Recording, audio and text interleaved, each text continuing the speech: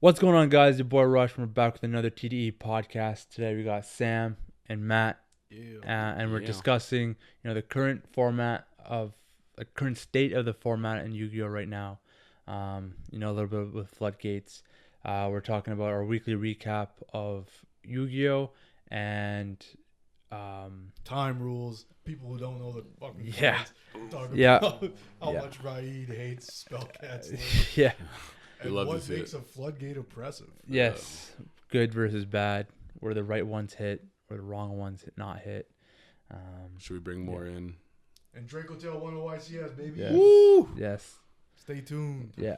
Enjoy this podcast. Make sure to like this video.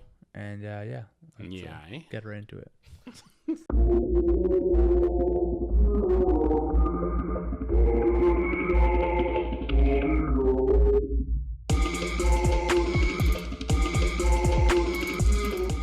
What's going on, guys? It's your boy Rush. We're back with a brand new pod on the TDE channel.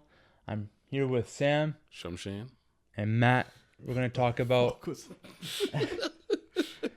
our weekly recap of Yu-Gi-Oh. We're gonna talk about YCS Pittsburgh, and as well as just the current state of Yu-Gi-Oh, especially with the ongoing toxicity of You love Floodgates. it, right?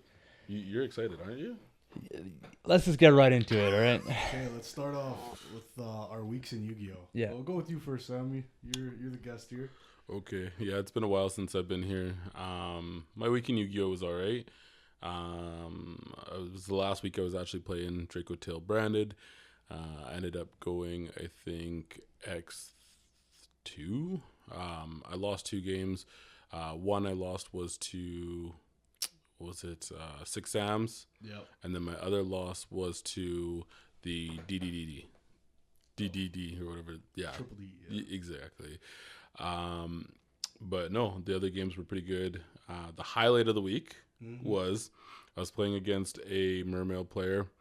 The Mermail player has a smirk on his face because he's under Fool Loss, so he's giving me all these draws, and he's just like, I was kind of afraid he was going to deck me out, but I just bumped up my deck list, adding the Fall and the Virtues to 44 cards. Wow, 44. I know. Grass Looks Greener is pretty good right now.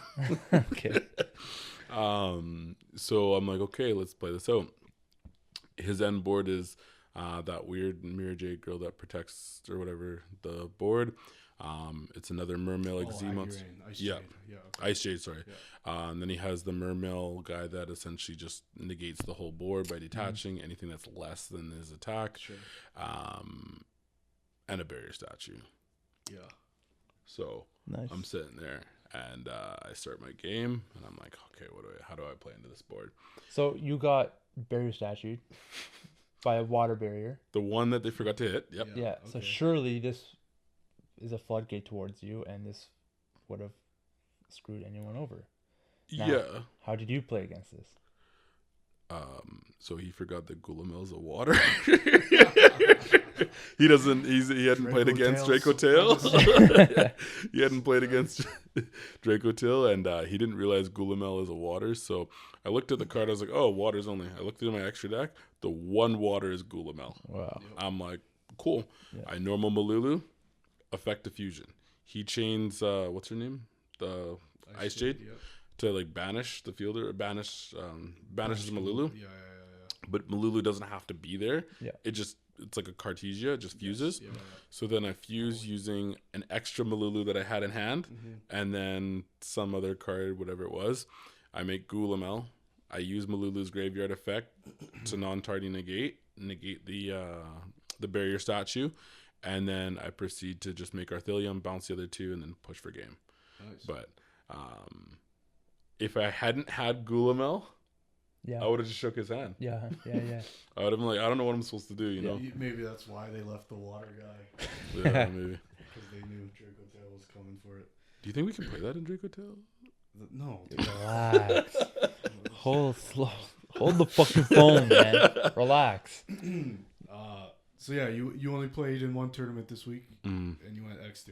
Mm-hmm. I played in that same tournament, but before that, I actually played a lot this week. I played on Tuesday. I went X1.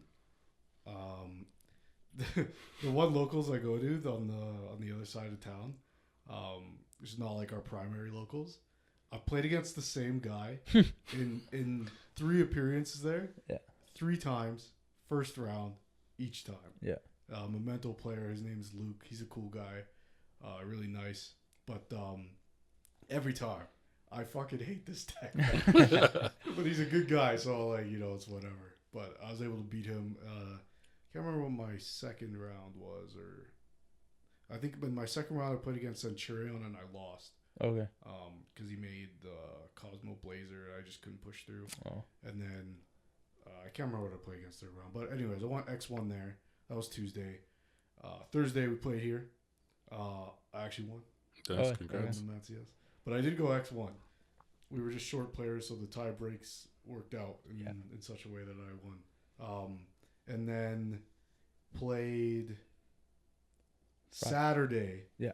In a locals with you. Yeah. So that same locals on the other side of town, they were delayed in their Fallen in the Virtuous release party thing. Yeah. So there's a chance to win the mat again. Yeah. So look, that's the closest thing we have to a cash prize is a $200 mat. So I was like, okay, let's go. It's very close. You and I, unfortunately, ended up playing against each other in round one. Yeah. Just cooked you real quick. It was no big deal, but Playing on easy mode. no, it was a good game. It was a good game. And then my next matchup was against Mitsu Dogmatica. What the which isn't a new concept. Yeah. This is one of the first Mitsu variants that came out when Mitsu first came out. Yeah. But it's been long since forgotten, I'd say. Yeah. Back in those times, it was just like slam 3 Nadir Servant and 1 Maximus. Yeah. Just to get some utility out of your extra deck. Yeah. Herald into the ritual stuff. Herald, so on and so Entis, whatever, right? Yeah. But this one was mostly on the back of the new Fleur de Lis. Okay. Which I've said is a pretty cool card. Yeah. 25 stat line. Yeah. Sets a Dogmatica spell or trap, I think. Might just be trap from deck, which can be activated if there's a extra deck monster 2,500 or more attack on field. Okay. Which is every extra deck monster in my deck. So Yeah. it didn't matter. Made Arthalia on Gulmel. Oh, both whatever. fields. Okay. Yeah, just Even better. on the field. Yeah. So, yeah, I make Gulmel, he hand trap me or something. So I just had an Arthalia on. As long as you have one of those 2 out, he goes end of main, summon Fleur de Lis, set the trap, activate the trap, blow up your board because it's a pop 2 sending Entis. Yeah. And then they have so much advantage from there. Activate Havakiri and it's like, okay, Wow. I got shit all. Yeah. A really cool build. It was a pretty frustrating game though, I will say that. So I ended up going X1. So I missed out on the mat, which was unfortunate, but played against another Centurion player, different guy. It's that same guy who plays Memento all the time. I played against him again. Yeah. And but he was on a different build. Then I played you, and I played a Draco Table Mirror match. Yeah. Which gets me into Sunday. Yeah. I'm feeling pretty good about myself at this point. Okay. Every tournament I've played in, I've gone X1. Yeah. This week. Yeah. I think this has come up on the pod, but I said this to you when we first started hanging out and playing together. I don't like going X2 at tournaments. Yeah. No offense. Because I also went X2 on Sunday. But for me, it's just so average. Because if I look at the group of players there, I know I can beat more of them than I'd lose to. Yeah. But if I'm not beating the guys that are tough to beat, then I feel like I shouldn't have showed up. Because, like, on paper, my record would show that I usually beat more than but if it's just one, then it's like, I don't know. It's no disrespect or anything. It just feels awful. Yeah. Like even with a winning record, I feel like I should have stayed home. Mm-hmm. You know, which is maybe a bad approach to the game or whatever. But I don't know. This is a competitive nature, though, right? You want to beat the best people there. Yeah. And if you're not doing that, then it's like, okay, well, I just won against like, or at least have a chance to. And when you lose early on, like, so I lost my first round against what's become probably my most hated deck of all time. Okay, maybe that's a stretch, but at least of this format, in Jirak. Oh, yeah. Not even Jirak Fire King, which I could at least appreciate because it's great art on those Fire King cards. Yeah, it is. The Jirak monsters look like shit, and don't say once per turn. Yeah. Oh. It's crazy. Bro, at one point, this guy activates his card, and it literally says select on it. Yeah. And is it cost? And he's like, no, it doesn't say cost. So I got not Omega, fucking, I do this every time. Nexus, look up this card. Because I'm like, yo, it says select. I know this is an old printing. I'm going to check for cost. Sure enough, I'm right. It is cost. So I'm able to stop the thing. Have they eroded it? Have they eroded it? Yes. Yeah. Okay. Yeah. Good. Like good. it's now been printed with problem-solving card text. Okay. Cool. So it Modern English, semicolons and whatever. Yeah. It's so frustrating. Like, and just for everyone listening, check the fucking card because there's guys we know. There's guys that are like friends of the show, friends of the team, whatever. We're playing DDD, and I'm like, "Is that cost?" And he's like, "No." I'm like, "Give me the card." Okay, here's the fucking semicolon. That's cost, dude. Yeah. Like, oh, my bad. I just learned that this week, actually. That's a match I would have lost had I not checked the thing, right? Yeah. Or a game, whatever. So just do your own research, I guess is what I'm saying. Yeah. Anyway, so that was frustrating. What's worse is after losing that round one, I get the bye. Now I'm like, I should have gone home. Yeah. Because even if I finish this tournament X1, there's a huge asterisk. Like, one of my rounds was free. Yeah. I hate getting the bye. Yeah. It's worse when it's on the other side of town. Yeah. Because it's like, I drove here to lose and then not play. Yeah. And then potentially lose again. Yeah. Which has happened to me. And it's like, oh, I really should have stayed home. I only played twice. Yeah. Anyway, I'm rambling. I end up going X2. I played 2 different Dragotail mirror matches. One was to Dallas, who beat me. It was a good game. And one was to a guy who refused to take any advice. And I had to remind him, hey, you can resolve your Lucaeus here. Hey, you can bounce 2 instead of 1. And he just wasn't, he wasn't feeling me being like, yeah, maybe next time bounce your Fey Mana instead of my normal monster on board.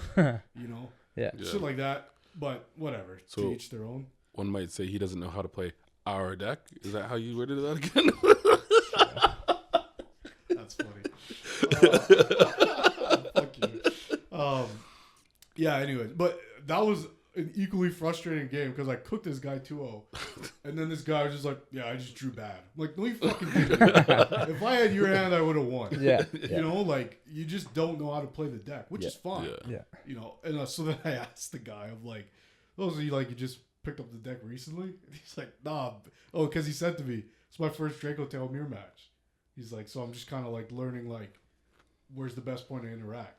So then after the game, I'm like, oh, like, you just picked up the deck recently. Like, no, I've played it since day one. Like, how have you had not a single Dragotail mirror match? Yeah. Like, that's bizarre. Yeah. But also, like, bro, you got cooked, bro. Yeah. It's 30 minutes on the clock, man. Yeah. I'm going to go grab some lunch. Yeah, bro. Like, and with all that time left, and you won't even listen to what I have to say about why you got cooked so bad? Yeah. Whatever.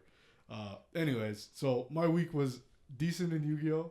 But going X1 at the Mad event kind of sucked. Yeah. Because I had obviously gone in with the intention of winning. And then going X2 at our regular locals is just like, well, back to the drawing board with this deck. But we'll get into this later. Luckily for me, there's been some reference material I can use into improving my playing. So, how was your week, Raaid? It's awful. Tell us how you really feel. You lost to me. It must have been pretty bad. Yeah. First round too. Yeah. First round didn't set the tone well, but in comparison to everything else, it wasn't so bad. Yeah. Okay. You want to know why? Why? Because he didn't fucking floodgate me. Oh. That's why. But all 3 of my other games, floodgates. Really? All right. First game. So my only actually game of ability to play Yu-Gi-Oh was Saturday. All right. I was like, cool. Saturday evening Yu-Gi-Oh, bet. So first round we match up. I was like, all right, bet. Dragotail, fuck. Okay. Go into it. Yeah. No whatever. Matter what. And then game 2 was mirror match-ish. Like, it's just Blue Eyes. He was running Invoked. Yeah. Okay. Yeah. And then his floodgate was a trap card where it's just a drool. I can't remember what it's called. Like mixed mistake. Yeah. So I was like, wow, I've never seen that before. And he's like, yeah, it's an old card. I just didn't know. Like, I just kind of came on a whim, so I just threw this in there. I was like, cool, you put a floodgate on a whim. This one of all ones. Found one that you're like, oh, I could play this. Yeah, and it was like the one that's like neither player can add cards from deck to hand besides the draw phase. or like just drawing, you know, like draw phase.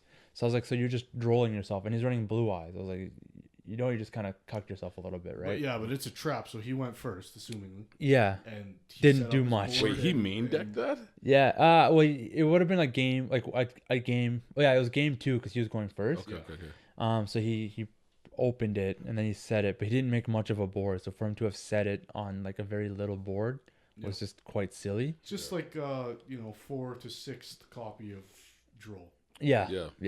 And then, even game 1, he also went first off the dice roll and drolled me like right from the start. And I was like, damn. That game went unnecessarily long for game 1, especially with like his build compared to mine. I did like kind of do a couple misplays which slowed it down, but it was like whatever. But I ended up winning that one fine 2-0. Yeah. Just that trap card was just annoying.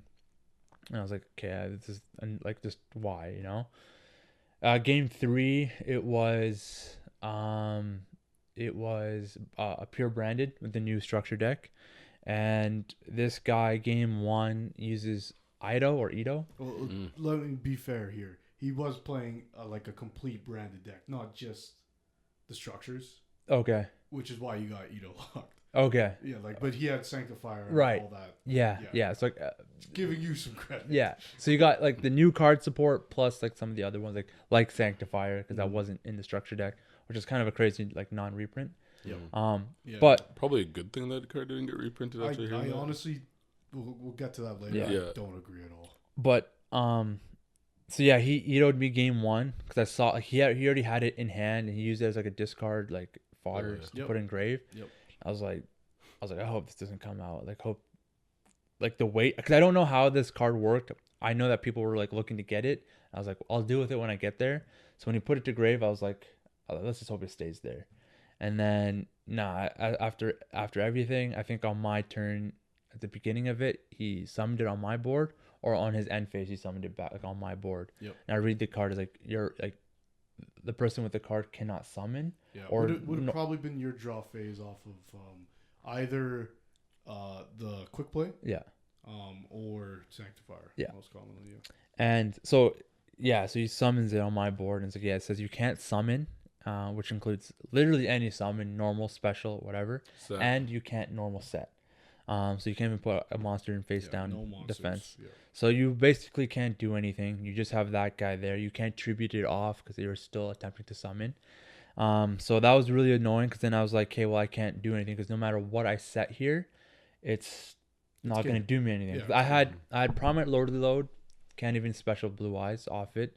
I had Barrel that I can't search.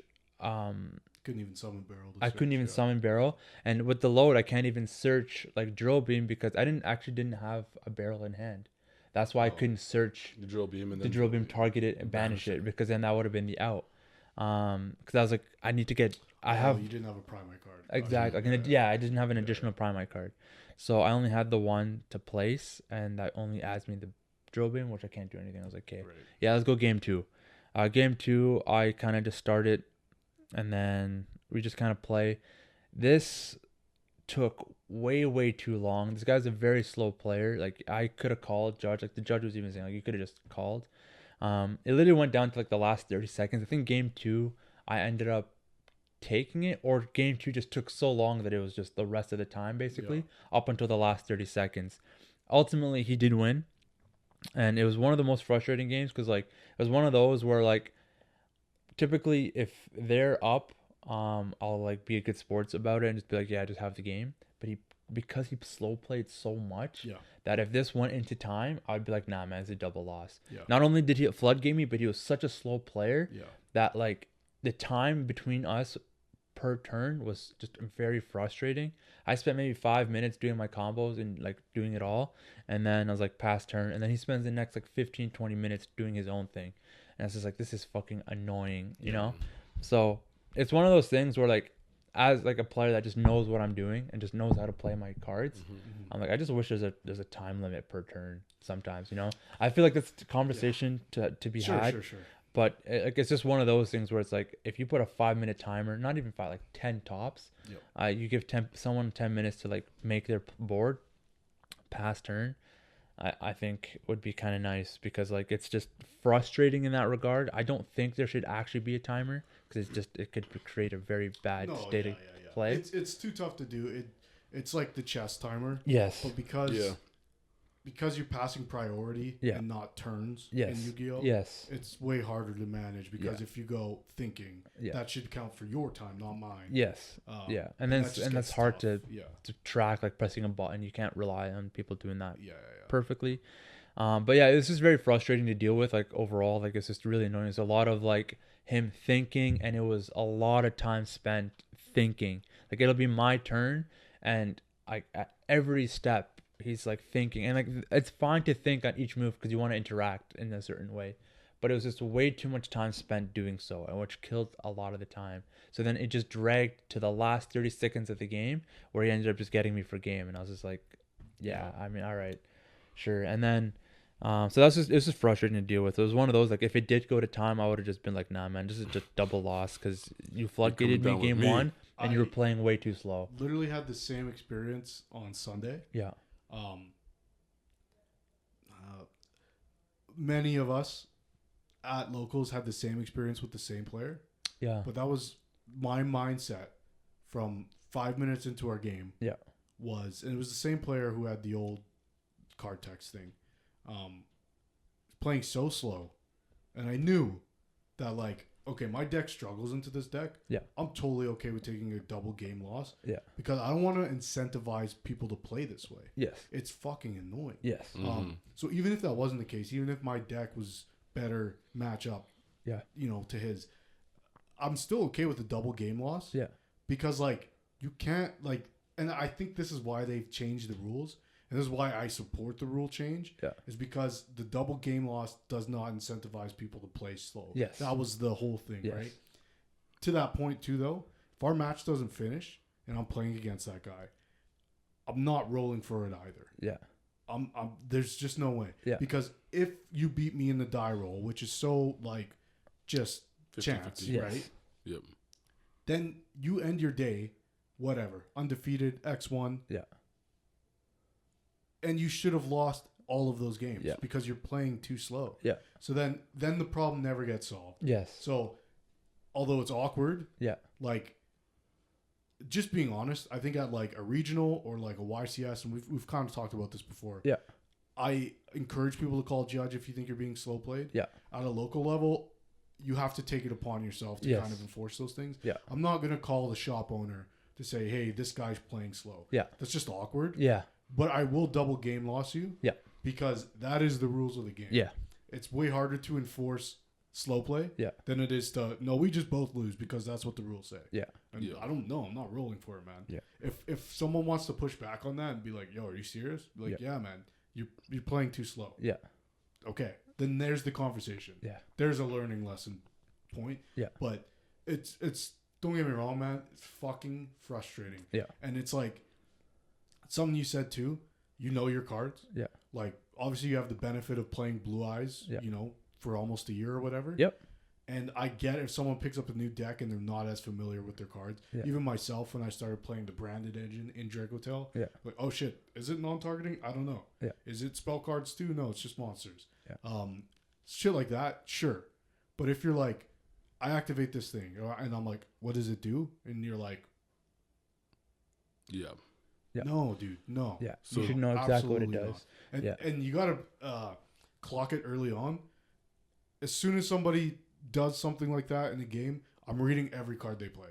Because I know now that you don't actually know what your cards do. So it's on me then to make sure we're maintaining the board state. And that's one thing that Farfa had actually mentioned in one of his recent videos is DK had a whole thing about this, right? Where it's kind of comical. He says, "Oh, this person's cheating," or "This is an illegal activation." And Farfa's point was that when you go to these events, to a degree, it is your responsibility to semi-understand or have a concept of what your card does, right? And if you have a point where yes, it was an illegal activation, okay, I didn't have a target in my deck. However, like what Matt's saying is, if you're sitting there, and it's funny that happened to kind of all three of us this week. My game 2 with the guy that was playing Mermails, in game 2, we're running down on the clock, and he's like trying to combo off, and I'm sitting there, and I'm like, okay, like, can we kind of? I was like, hey man, like we got 3 minutes on the clock, dude. Like, we gotta hurry this up, right? And then he's reading his card, and he's like thinking, and I'm like, okay, like what is your what are you thinking about, right? I think what Matt said is correct. You kind of just have to tell them, hey buddy, we got 3 minutes on the clock. Yeah. You got 5 minutes. Yeah. We got to hurry this up. Yeah. Yeah. And even to add to what you said, like calling slow play, like at a locals, like it is awkward because like, hey, he's slow playing. But like, how do you even prove he's slow playing? He's like, judge, come and watch. Yeah. Take them way too long. Yeah. Right. Yeah. And again, like locals is its own thing. Yeah. Because you're competing for couple packs, sure. Like I don't think there's a necessity to kind of be abrasive. Yes. When that's what's on the line. Yeah. But things like regional YCS, like the Winamac thing we just did, right? Yeah. Like again, like prizing in our game is very weak. Yeah. And so when you have an opportunity to win something and you lose out on that opportunity because someone's slow playing, I think that's more than a valid reason to be like, yo, no. Yeah. We're playing this. This is a sanctioned tournament, and we're going to play by the rules. Yeah. If you're slow playing, that is against the rules. Yeah. I am not going to allow this to happen.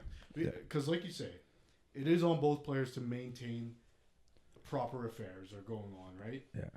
That also involves slow playing. Yeah. So if you're slow playing me, it's also my responsibility to call on judge. Because if I don't, you're going to do that next round and the round after and the locals after and the regionals next. It never gets addressed until you get a game loss, match loss, whatever. Right? I think it's better for everyone to address those as they come up at the lowest level all the way to the highest. Again, like I think I take it into my own hands when it's locals. Yeah. Just because I don't think that's worth certain people's time. Yeah. Like our judges at locals. But it's still not something I'm going to let slide, you know? And for the people that might be watching thinking like that's not, very fair. Like people are coming to learn. They just want to have fun with the game. Don't ruin their experience. Now to that, in my opinion, it's like if you don't understand how your deck works or you have to think a lot longer for each play or each activation, don't come to locals. In my opinion, I think you should just stick to, play testing at home till you figure out the lines a lot smoother. Play with your friends casually to get used to it, or go to locals and ask if people want to duel for fun.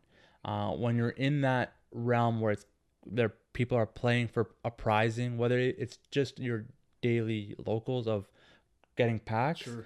Some people will actually take it quite seriously because they are there to win. We have a ranking system with our locals. True. And people will take that seriously. It's a ranked system, and they want to be the best. Is directly affecting someone's cash prizing. Yes. At our locals specifically, but at any locals, just on a smaller level. Right? Yeah.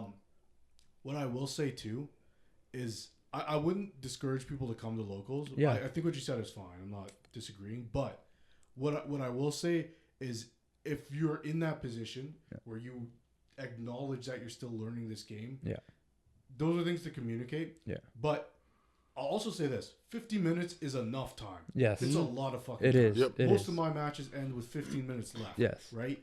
Depending. Yes. Sometimes 5, 10, yes. whatever. Yes. It's very rare that I have a double game loss. That's a legitimate double game loss. Yeah. Where it just took too long for both of us. Yeah. Right. No one was slow playing. There's just too many interactions going on. I think if it ever does go to that far, it should be game 3. Yeah. I don't think it should be within the first 2 games where it is like the full 50 minutes. Like I've had weird interactions where it's taken 40 minutes even for like game 1. And even to that, like that, if I can recall from my memory, like I don't even think that was like a bad game per se. It was just a long game between the two of us. Yeah. No one was slow playing. I think there's like, because what these new rules, I guess this conversation kind of turned about the match procedures. But what I will say is like, what I think they do is they make you look at the current game you're in differently. Yeah. Should I scoop here so that we have enough time for the next 2? Sometimes yes, sometimes no. Yeah. I feel like I'm up in this game. I won't scoop. And if my opponent feels the same, they shouldn't scoop either. Yes. Right? Then we're going to play out this 45-minute round 1. Yeah. That's fine. Yeah. When it gets to 35 minutes in that first game, I am approaching it as this will be the only game. Yeah. I'm going to do everything I can to win this game. Yeah. Because we might not get a next one. Yeah. Right? And if we do, that's a different story. I'll approach that when it comes. Yeah. But I'm okay with letting this game 1 play out. Yeah. And that'll be the determiner of the match. Yeah. If my opponent agrees that that's how we're going to proceed. Yes. Right? Yeah. Yeah. Because per the rules, if you don't have 2 wins at the end of time, in most cases, if I feel like I should scoop early, I do. Yeah. Because I have more confidence going first than I've ever had. Yep. I know I'm going to set up the standard Draco Tail board. God board. I know what you're playing now. I'm confident in my ability to win and push it to game 3. Yeah. Mm-hmm. If I don't, then I lose. Yep. And that would have been the case if I dragged out game 1 anyways. Yeah. Because it should be a double game loss, right? Yeah. Sorry, I was just gonna say that, like, I think if you are learning the deck and you want to go play locals, just be courteous of your opponent, because they might not just be very nice, right? They could be a stickler with the rules, and they could be like, hey man, you're slow playing, like hurry the fuck up, or call a judge, and it just kind of it will ruin your experience, because you don't want to be the guy that gets a judge called for being slow, and then now the judge is watching you and you're known as the guy that's playing slow. Yeah. Your experience will now just be less fun that way. And even for me, like when I was a newer player, I just didn't know how my decks played. I would try to learn it to the extent that I could, in which that I can like pass turn within 10 minutes, and considering opponent interactions as well, right? Because like I need to make sure that I know what I'm gonna do, just by looking at the cards in my hand, as opposed to like if someone uses like branded fusion and then now he's considering what materials he's going to use. If you're going to use branded fusion off rip and you're like looking at your hand, you should probably already know what your materials are going to be and what fusion you're going to go to. You should kind of understand the lines. I know you can typically go in a bunch of different like pivots and like different options, but you should kind of know these things. Like if I don't have X monster, or if I have this monster in my hand, I should be using Albaz with someone else, and I should know that, because you should have your main line and then your line of like if I don't have your pivot. And that's the thing, right? Like I love that. You should know your deck well enough, hopefully, to where you, like, for example, even when I was first learning VSK9, that is like the XZ version of branded, right? So I knew my one linear line. If I can't get there, like this is before the new time rules, I'm like, okay, I'm probably gonna lose this game, right? But I knew that this was the line I was going through. As I started to get more and more advanced with the deck, then I was like, oh, if I get stopped here, I can pivot. If I get stopped here, now I can pivot. So if you're a new player and you're coming to locals, welcome. We just advise that, keep an eye on the time. If you're not comfortable and you're like, hey, I'm running out of time, it's okay to lose a game. You're playing locals. It's the only way you're going to get better. Find some of the players that know how to play it after. Sit down with them. Heck, you might even have 20 minutes. You can sit with them. I think it is unfortunate, and I brought this up when we first talked about these rules. I think it was the three of us, actually. Throwback. It does feel bad when you get players that you know are new, and you lose some of that, like the jovial kind of ingratiating of like a newer player. Being like, hey, this is what you should do here, whatever. Not because I'm like more ruthless and I need to win. It's like I'm gonna feel shitty if we get a double game loss. Because that sucks for both players. Not just you as the new player who's still getting their footing. What I will say is practice your lines. Right. And I'll add on to that in saying if you're only playing a deck because you know the lines, you will not have success. Ever. If you go, this is my line and this is my line if this and this is my line if that. That's not the game, in my opinion. I think those are crucial things to know in order to have success. But if that's all you know, you won't. Because things that you're not expecting, like mistake, are going to happen. You need to know if your deck can pivot out of it. For sure. I spoke about this a couple weeks ago when we came back from regionals. I was playing against a Lunalight player, and I drew 10 cards, just trying to draw my out because I had an out to Liger, but I couldn't search it. I needed to draw it. I knew that though. If I knew my deck did not have an out, I read Liger, right? Say it. That's the first time I've seen the card. I read the card. Do I have a card that can run over this thing, or gets over the unaffected clause? If no, fucking pack it up. There's nothing that's going to happen. Right? I think, and then I guess it really just comes back to read the fucking cards as they're playing. Because some cards might say, summon this unaffected thing, but in the second end phase or whatever, that monster has to go no matter what. Yes.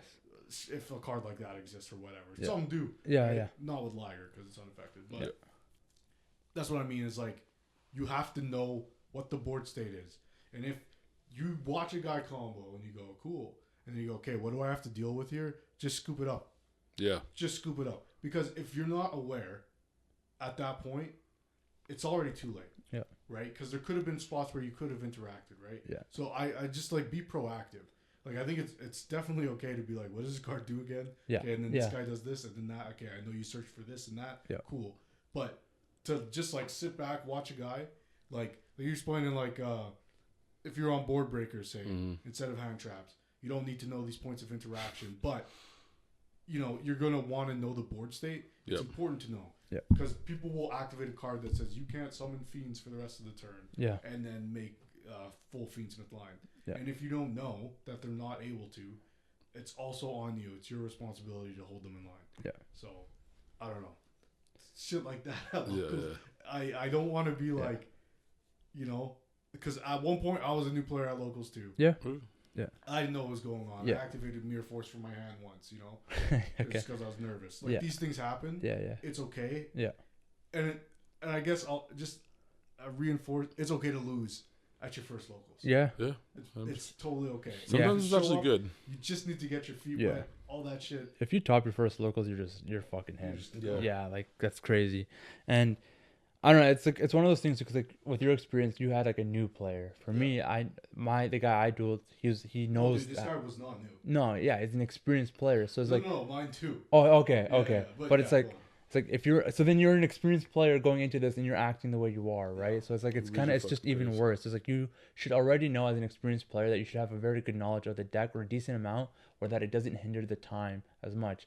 Now you can make the argument like, hey, he'd still beat you in time. But it's like, it was just such a drag dealing with all that, right? Like, he pushed it to the last 36 seconds of the game when it didn't need to. Yeah. If he was going to beat me, he could have at least beat me like 5 minutes earlier or 10 minutes earlier. Because if he just like had learned, because he did use an effective fusion summon, and then he's thinking about what his fusion summon was. And I was like for me, it's like, if I'm going to fusion summon, I know my fusion target. If I'm going to synchro, if I'm going to quick synchro with like Spirit Dragon, I know my target. Yeah, right? I mean, board states change and all that, and to be fair, Branded is a complicated deck. Yeah. That's all fine, but then maybe that's not the deck you bring to locals when you're playing in a win a match tournament. Yeah. But like I watched the end of that game, and I was pissed off for you. Yeah. Because he attacks with Secretarial. Yeah. He has 10 cards banished, and he goes 3K, and I try not to do this at locals. Yeah. I end up doing it quite often because I hate seeing, illegal plays. Mm-hmm. Okay. Like if I see it, I'm giving everybody the benefit of the doubt that they're not ignoring it on purpose. Yeah. And I go, oh, hey, just so you know, you can't do that. Yeah. Something like that. But this guy attacked with the Secretarion. Should be at 2K. Okay. It's at 3K, and he's attacking you for game. And he goes, okay, a game? Yeah. I'm like, actually, I'm not sure if it matters. I wasn't calculating, but that's not at 3K, right? Okay. That's your fucking card, man. Yeah. You need to know that. Yeah. That's cheating. Yeah. Pisses me off. Well, and that's kind of, I'll let you finish up here as well. No. Like, that's kind of what, again, Farfa was mentioning about DK's video is, and now we're going down a different rabbit hole, but this is my last thing on it. It's like there's a very fine line between illegal activations and cheating. Yeah. If you knowingly do something with ill intent, you are cheating. Yeah. So you should know your card. Secretarion's a very common one, especially in our format. Yeah. That depending on how many cards are banished is the stats reliant of that card. Yeah. And you proceed to say, okay, I'm going to attack for game. Yeah. Yes, it's both players' responsibility to read the card, but you're doing it knowing. Yeah. Yeah. I don't want to be too harsh because during the course of a Yu-Gi-Oh game, there's there can be hundreds of interactions. Yeah. It's okay to forget things, but I think there has to be some accountability. Yep. in how you proceed, because it could be that you had a card. Like, let's make up a scenario that says target a monster with 2,000 or less attack. Yeah. Pop it. Changes the game state. Entirely. Yes. And but that card might say in the main phase. Yeah. So then he says his secretary. You ask how much attack. He goes 3,000. You don't ask to read the card. Yeah. He goes battle phase. Now you can't activate that card. Yeah. He attacks. He might still win with 3K or 2K. Yeah. But that monster could have been totally eliminated from the game. Yeah. So in that aspect, it's on you to read the card. Yeah. But it's also on him to know how his card works. Yeah. Intent, I think, is important. Yeah. Obviously, things get missed. Yeah. But I don't know. I feel like I'm being read your cards. New players, but I mean, that's the other thing too, right? He was using. I forgot to actually reuse Secretarian on me, but that again becomes an additional floodgate against my deck specifically as a Blue Eyes player. Blue Eyes Primite, so it shuts me out so hard. Like I can normal summon Barrel, but then it makes Spirit Dragon dead, right? If I go into Spirit Dragon, so so I can't use my additional normal summon. I didn't have Maiden in hand, so I was very like stuck. So that was my game 3. And then going to my last game, K9 Chris Run, a deck that I don't struggle off too much, but the floodgate that he had against me was Spell Canceller, and the deck I use relies, like, the heaviest starters are my spells, right? And my Drill Beam. So it's like I couldn't use Load. I had 2 wishes in hand I couldn't use, and then I just couldn't do anything. I didn't have any summons either, like normal summons, to combo off in the way that I would have liked to. So he had Spell Canceller, and so he won game 1 because of Spell Canceller. I won game 2. And then in game 3, he also went first, and then just ended his board with Spell Canceller on my board, right? So, both times that I lost to that guy were both due to Spell Canceller, and it just kind of sucked because it's like, I just got locked out of being able to actually make a play. Yeah. So, like, sure, my deck can play around Spell Canceller if I had the monster, but I did not, and it kind of just screwed me altogether. The thing, just from hearing you say it, that pisses me off about it. It's because it introduces what I call arbitrary variance. And the fact that we draw 5 cards to begin a game, that's our game, right? 6 if you're the second player. What feels bad, like, obviously you get brick hands, right? Yep. You get hands where, you didn't draw 4 hand traps in a 1-card starter like we all, dream we can. God hands. But when you introduce a card like that, it doesn't feel like an interaction. With it being a floodgate, there's floodgates, like you spoke about Mistake earlier, right? Yes, Mistake is a powerful card. Yes, it stops. But Mistake is a continuous trap. Yeah. Which you pop and it's over with, right? Yes. Spell Canceller feels different. Like, I'd almost more compare Spell Canceller to Jinzo. Yeah. Right? Okay, yeah. It's the inverse of Jinzo, right? Yeah. So Jinzo, I think, is a level 7. Yeah. Or is it 6? He's 6. So 2 tribute monster or 1? No, he's a 1 tribute monster. Yeah, he's a 1 tribute. Okay. I believe he's a 6. Yeah, yes, right. Yeah. So same with Spell Canceller, 1 tribute monster, right? Yeah. I feel like those cards are designed to be, counterparts of each other with spells and traps, right? Right. Jinzo's fair though.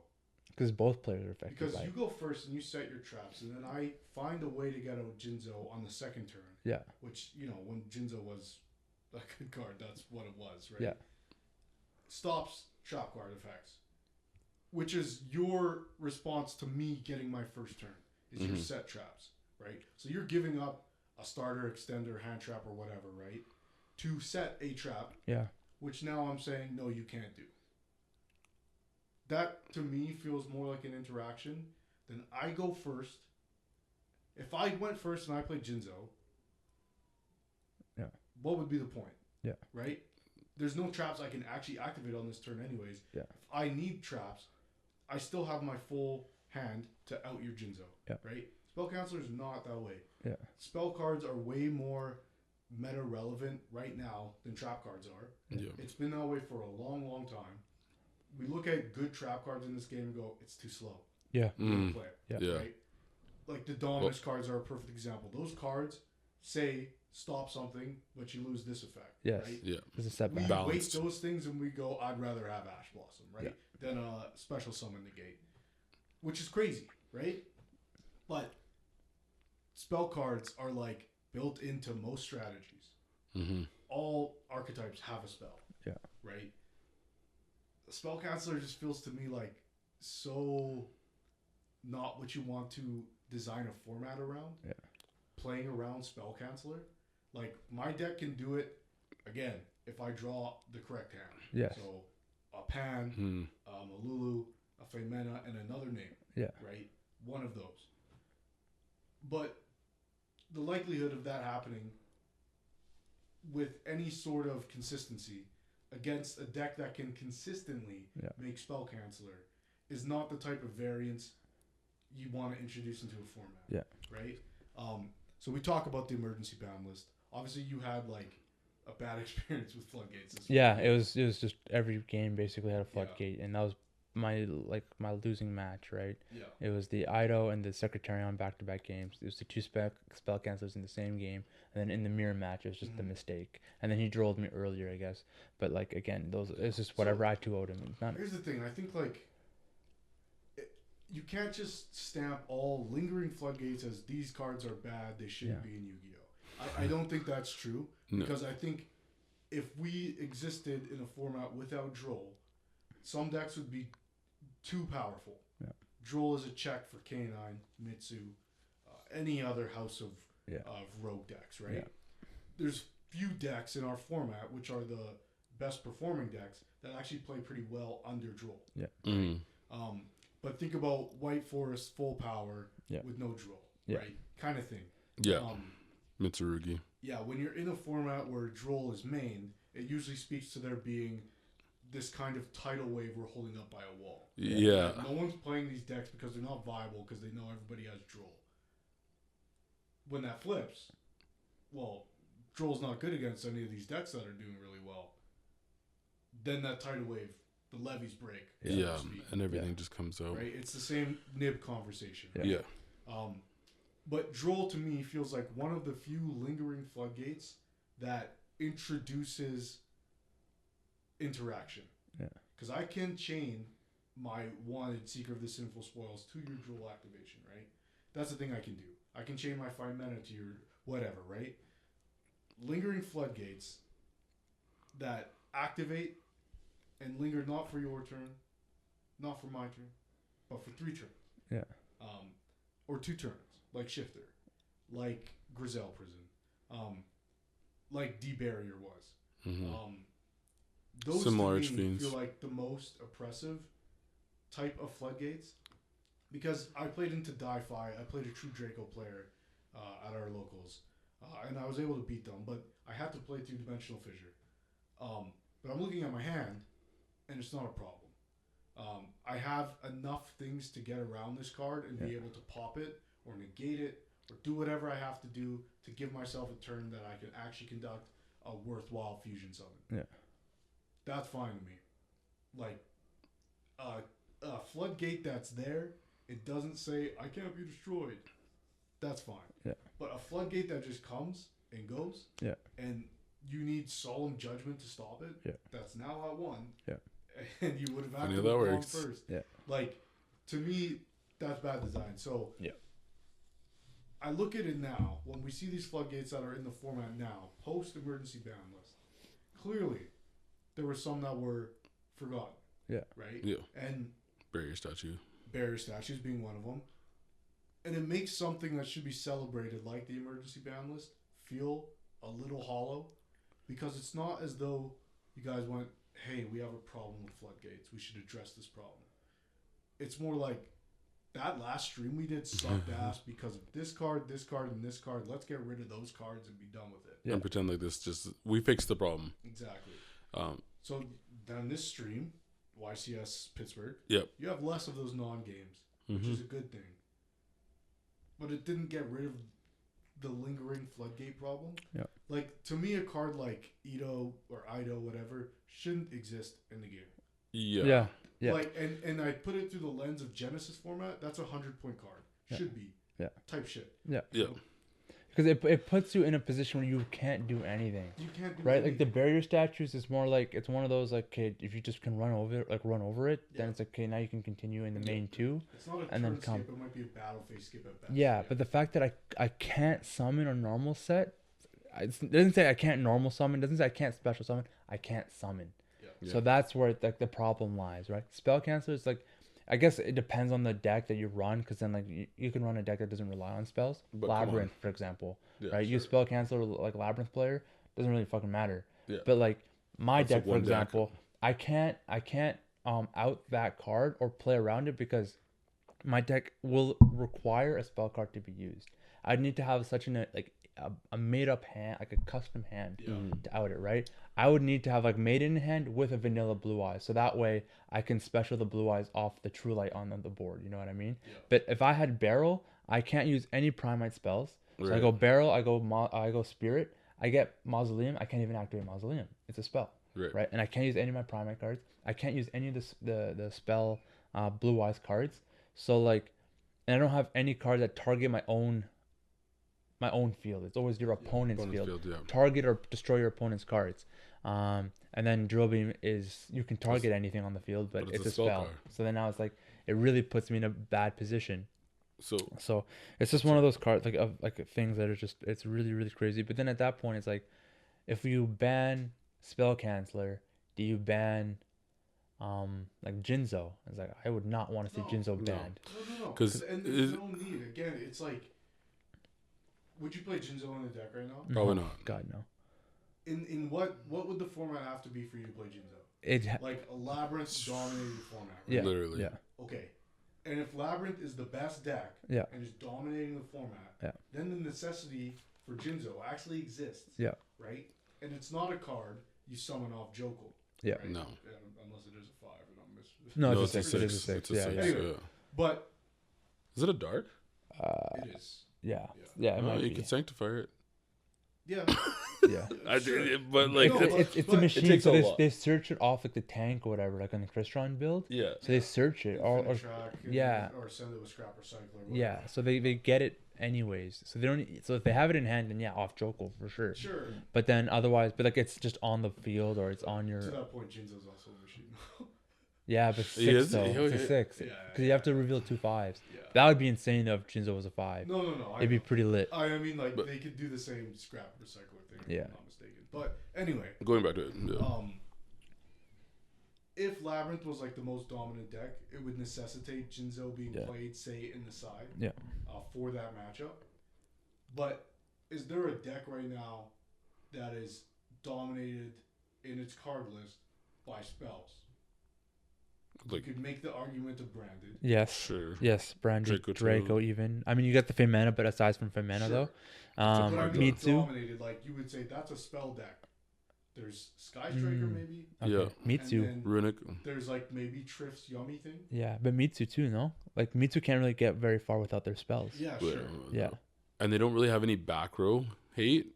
Or, sorry, not back row hate, but, like, it's very hard for them to be able to run it over because you would need to activate Ritual to make Murakumo to wire Ageki the board. Yeah. Otherwise, all their guys are weenies. Yeah, they're like 1800 attacks. Yeah. Yes. So it Spell Counselor, like, when you read it, you're like, okay.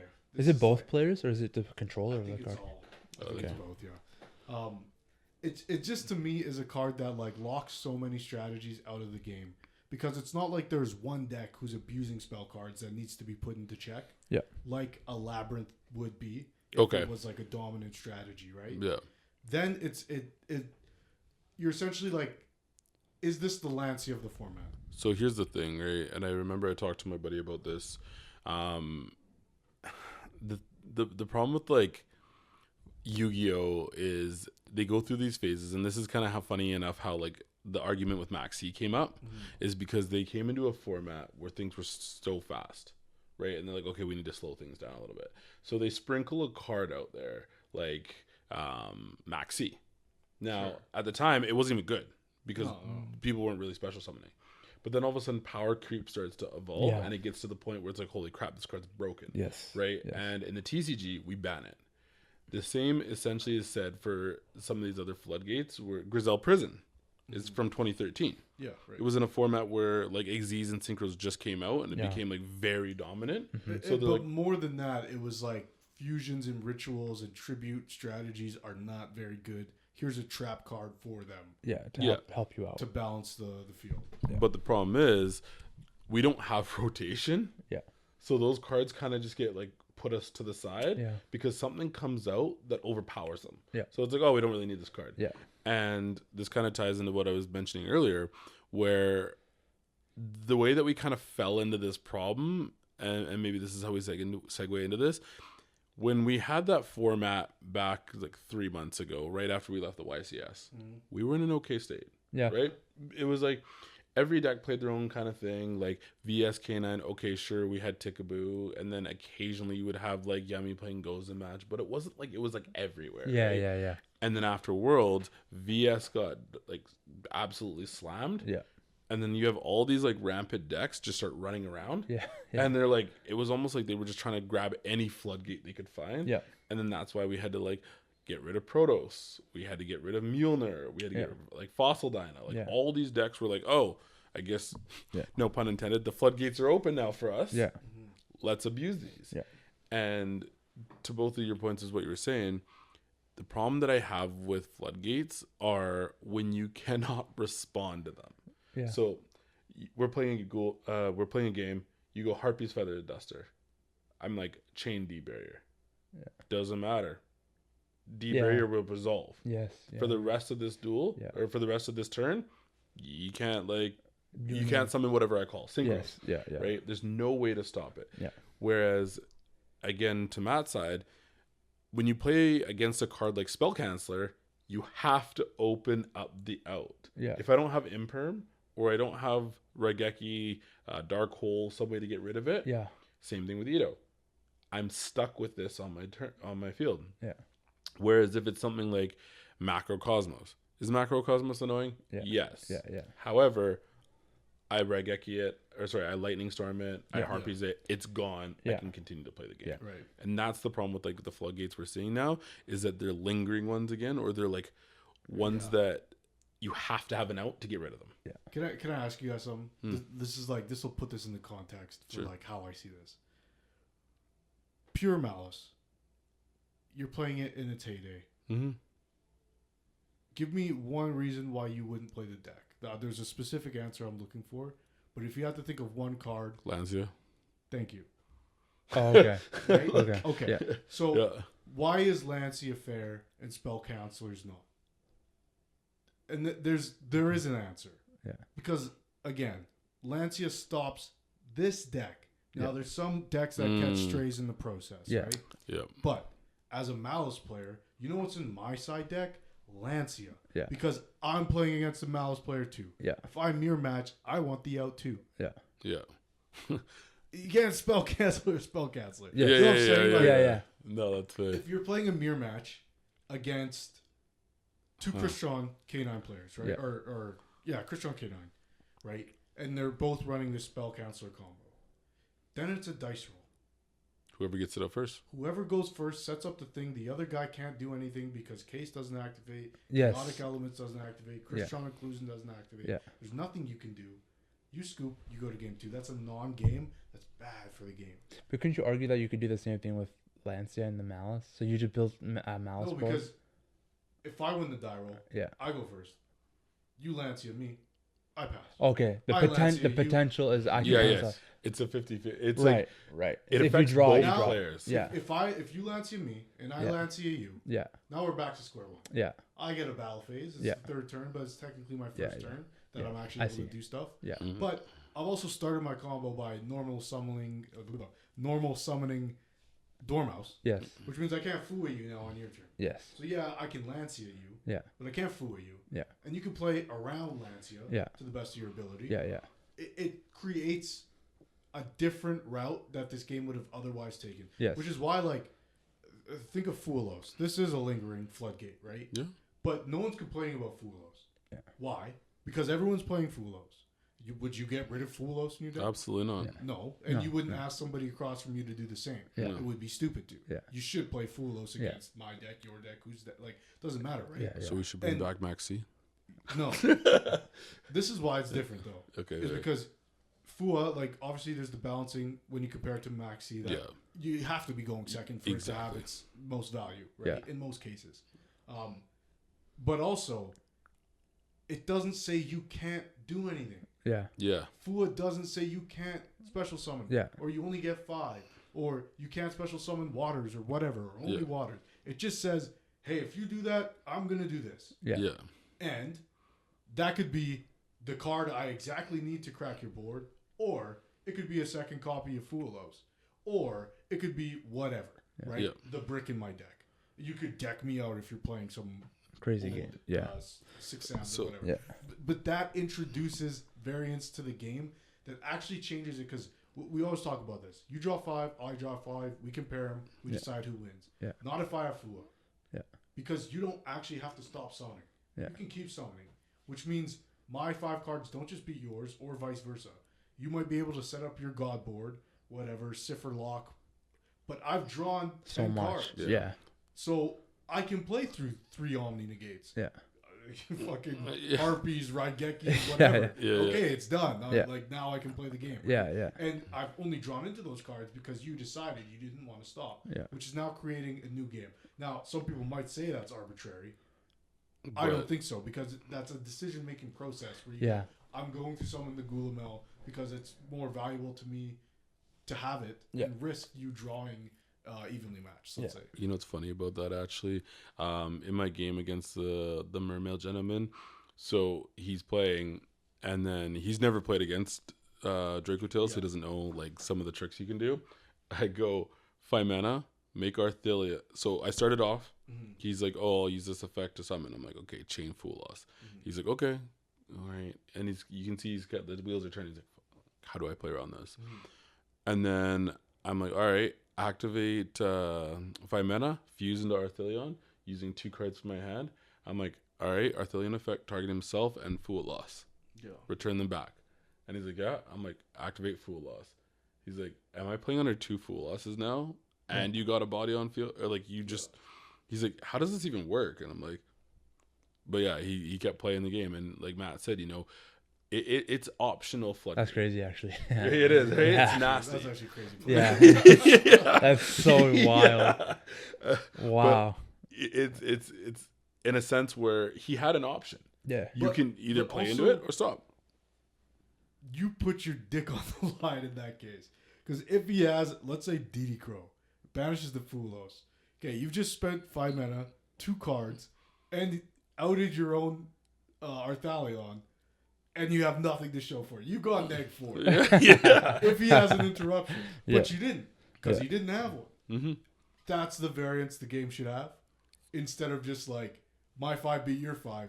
Then you're essentially, you know, war, like the card game? You just flip, I win, you know? I don't want to play that. Like, also, when I was saying like Lancia, kind of the same as Spellcaster, with Lancia it is a quick effect, so you can use it on both turns. So like Lancia's only opponent's turn. Only on your opponent's turn.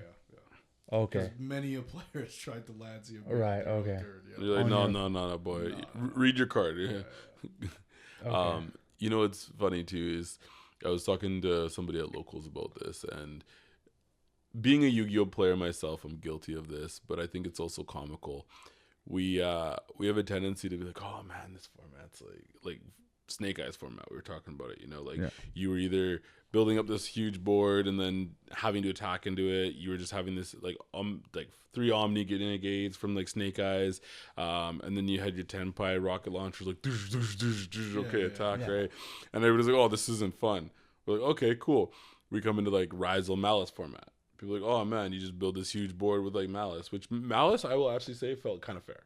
You know, it was like it link climbed, it did whatever, cool, right? Raizel, similar kind of idea. It was like, hey, I have like my Raizel guys on board, like I'm gonna destroy things as you make it, cool. Do you recall though when the Raizel Malice, like what was that set called?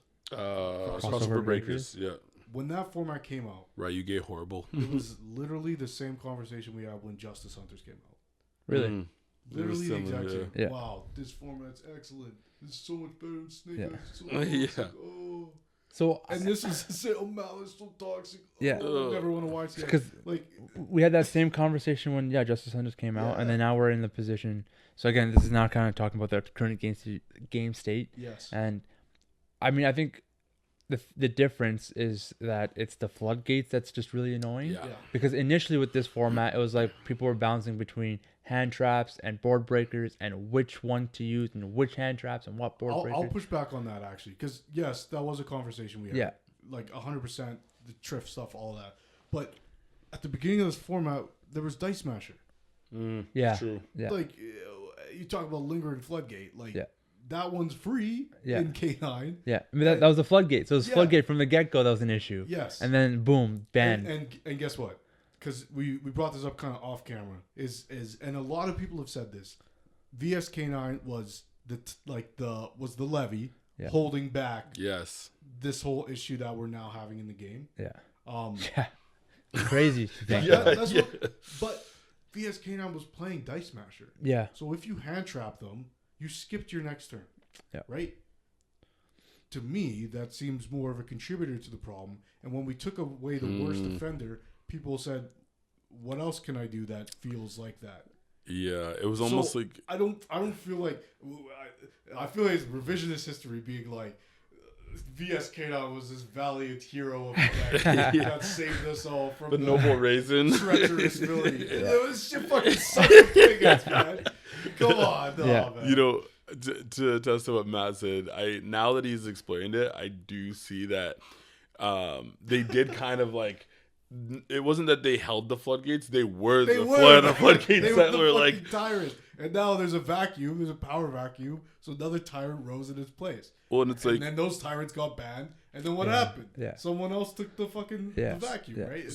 So it was like it was like Big Brother see, Big Brother, Little Brother do. Yeah. You know, it was like VS K9 started it, and they were like very like it's like your older brother that sneaks out of the house. Yeah. Right, and you're like, oh man, like how does it like? And then one day he gets caught. Yeah. So you can't do it anymore. Yeah. Now the little brother knows kind of like what's going on, and that was like Chris trying to K9, right? Yeah. Chris trying K9 was like, oh, so we can play Paradise Smashers too, and then like they took the rap for it, and then as soon as like VS K9 got caught, they're like, oh man, what are we gonna do? Oh, I guess we're Mjolnir locking. Yeah. Right. Yeah. And like slap on the wrist, Mjolnir's gone. Yeah. Okay. Spell cancel. Another level 5 that floodgates people out of the game. And I don't blame K9 players because you got to think of this, right? You're a VS K9. Okay, no wait. Let's take it back even further. You're a VS player. You finally get support. Yeah. Oh my God, Holy Sue's crazy, bro. Mm-hmm. Wait, you're saying there's this new archetype that works with my deck. Yeah. This is sick. I'm having a great time. Yeah. This is the best deck in the game. I get to play this degenerate floodgate too? No way. Yeah. Crazy. Then you get absolutely mutilated. And you go, oh, well, I paid all this money for these cards. What deck am I going to play now? Yeah. Okay, well, you know, if you play K9 pure, it's not very competitive. If you play Vanquish Soul pure, you're down 2 stakes and 2 Rousins. Yeah. Not very competitive. I don't know, like, people are doing this Crystron thing. Like, how do I still play this game at a competitive level, which I was at the extreme height of, right? One World. Yeah. How do I, like, now you're just saying I can't play the game because the deck was too good. Yeah. Mm-hmm. You know, I didn't win Worlds with the deck. Like, I would still like to be able to compete. Still okay, how do I do that? These are the only things that work with your strategy. Mjolnir Lock or Spell Canceller. Now, you could be a K9 Crystron or K9 Vanquish Soul player who hasn't played either of those cards because you're like, that's not how I play. I don't like floodgates. And I said this to you guys yesterday. You know what I dislike more than floodgates? Fucking losing matches. Yeah. Like, if I got to play the floodgate to win the game, I'll do it, man. Like, that's winning. Going XO feels pretty good. Yeah, 100%. Going X5 because I didn't want to play floodgates is pretty sucks. awful. Yeah. So... Well, it's like when I saw you playing Grizel Prison like last week, and I was like, I looked at it, and I got cooked by a locals player that like goes crazy with synchros. I'm not gonna lie, I lost our game against him this week. Felt pretty good knowing he couldn't play the fucking game for 2 turns, and he's like, oh, what do? I guess I have all these like guys on my field and they can't make anything. I'm like, yeah. Oh, you know what's the best way to stop the spell canceller combo? Win the dice roll, activate Crystal. Yeah, I guess. Oh, you can't do shit, man. Yeah. Oh, and on top of that, I'm gonna negate the case of K9 so your monsters are dweebs. Yeah, and they're looking at this they're looking at the spell counselor in hand. We're just wishing that probably should have picked a better floodgate.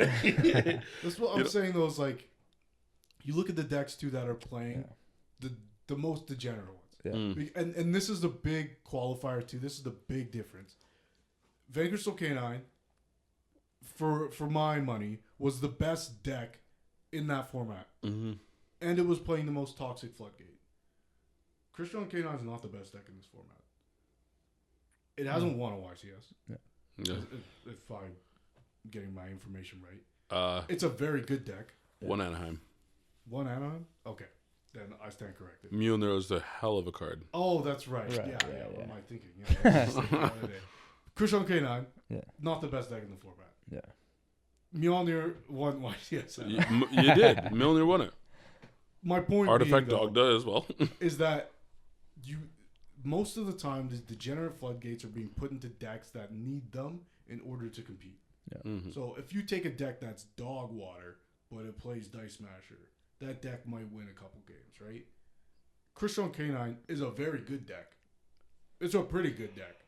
Yeah. Then you add Spell Counselor and Mjolnir, then it becomes a competitor. Yeah. Right? Yeah. That's why it feels so bad when a deck like Mitsuyami makes a barrier statue and passes. Yeah. Because you already have the gas. Yes. Yeah, you have layers, and you're like, hey, now you just can't do this. Yeah. And then, like, again, it's the same with K9 Crystron. When they have the full board, they have the Regulus, they have the Infinity Dragon, plus their K9 stuff that will, like, Xyz even more and just climb. Yeah. And, like, you got the Ripper still with the fucking hand negate. It's like, so Matt actually... man. Oh, sorry. You can already interrupt me, like, 5 different times here. Like, what's this extra layer of just, hey, you just can't use the spell. And I don't blame them, because if you can make the card and it adds to your end board, why not? You should. At the competitive level, win by any means necessary. I blame Konami and don't let them get away. Yeah. That's what the ban list is for. Yeah. And like it goes back to one of those things where it's like it really does. Like I said in the chat, I was like, it makes D barrier look like fucking fluff, right? It's like D barrier getting hit in comparison to these other degenerate floodgates coming out that are way worse than that. It's like I'm kind of missing D barrier, and in my opinion, I think D barrier should never have gotten hit. Personally, I don't think it should have got banned. Maybe if it got limited or semi-limited, at least make it like a thrust target, so that way you have to run thrust and then like you search it and then set it. But then it just becomes a lot slower because you can get ashed, purged, whatever. But I don't think it was a card like a lot of and my thing is all the decks I played can play around D barriers. That's why I'm never concerned. So I guess it's like my privilege. But then you look at like people who can't, right? Like Raizel's like Xyz dominant, right? I mean, Malice doesn't have to worry about it at all, and then so they can just run it willy nilly. But then you look at like a branded or not branded, but Draco Tail that's fusion specifically. Then that deck becomes a way where you just can't do anything. Yeah. But then it's just one of those things where it's like and then you don't have any quick play fusion spells. This is my thing. Like hearing you talk about D-Bear specifically, it just reinforces my point. Lingering floodgates. It has to be an equal playing field for it to even be considered to be like valid in the format. So Droll, even playing field. Most decks suffer. Even Draco Tail that plays through Droll. Yeah. If you start with K2, add Lucaris. Yeah. Then you get Drolled. It's not nothing. Yeah. It turns into a 1-for-1 interaction. Yeah. It's not. It doesn't function as the lingering floodgate it's billed as. But it's still a 1-for-1. It's essentially like activating Ash on Lucaris, right? Yeah. A different named second copy of Ash, right? Okay. Now, it's surprising D-Barrier got hit when it did because... It was worse than other formats, in my opinion. Yeah, like a Malice player being able to play... Three of with no drawback, right? Yeah. And I think maybe this is why... Like I think there's probably financial incentive in that you want to sell the branded deck, and if there's a card that says no fusion summoning, which there still is, it's just worse. It's tougher to do that. Yeah. But what I think now is that the prevailing strategies right now are all written on D barrier, and so it's giving everybody Like the same way I talked about Lancia, right? Yep. Lancia's only like a crazy thing in a mirror match, right? Yeah. Otherwise, it becomes a floodgate side card that you use to address a specific overpowered deck. Yes. Yep. Right? But you can't have 3 decks that are overpowered at the same time. Yeah. That's called balance. Yeah. Right? So if all 3 of those decks have a nuke, which creates non-games, I think that defeats the purpose of having 3 decks that are equally powered. Right? So if my deck and your deck, without D-Barrier, create a good game, yep, we should leave it there. If we both side in D-Barrier, and then you say, you can't play, I scoop, and I go, no, you can't play, and you scoop. We've gone from having a great game 1 to having 2 non-games in games 2 and 3. Yeah. With the removal of that card, we remove that problem. Yeah. Right? Mostly to get replaced by another one. Yeah. But one that's less effective in that way. Yeah. Because Dracodale doesn't play Spell Counselor. Now it could. Yeah. Sanctifier. You know. Yeah. But it'd be tougher to pull off. It's not part of the combo. But like my thing with that too, like the thing with D-Barrier is you're like, if you get hit with it, then it's like, how can I interact now with my hand against my opponent to slow them down? Yeah. Right. And then so I can now, when it comes back to my turn, then I can play. Now if they have like 3 fucking D-Barriers, then yeah, you're just fucking cooked, man. Yeah. Like, GG.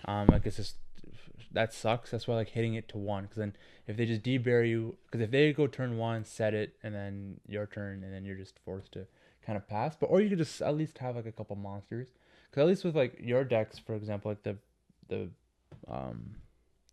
Oh, I said your decks. Dracodale.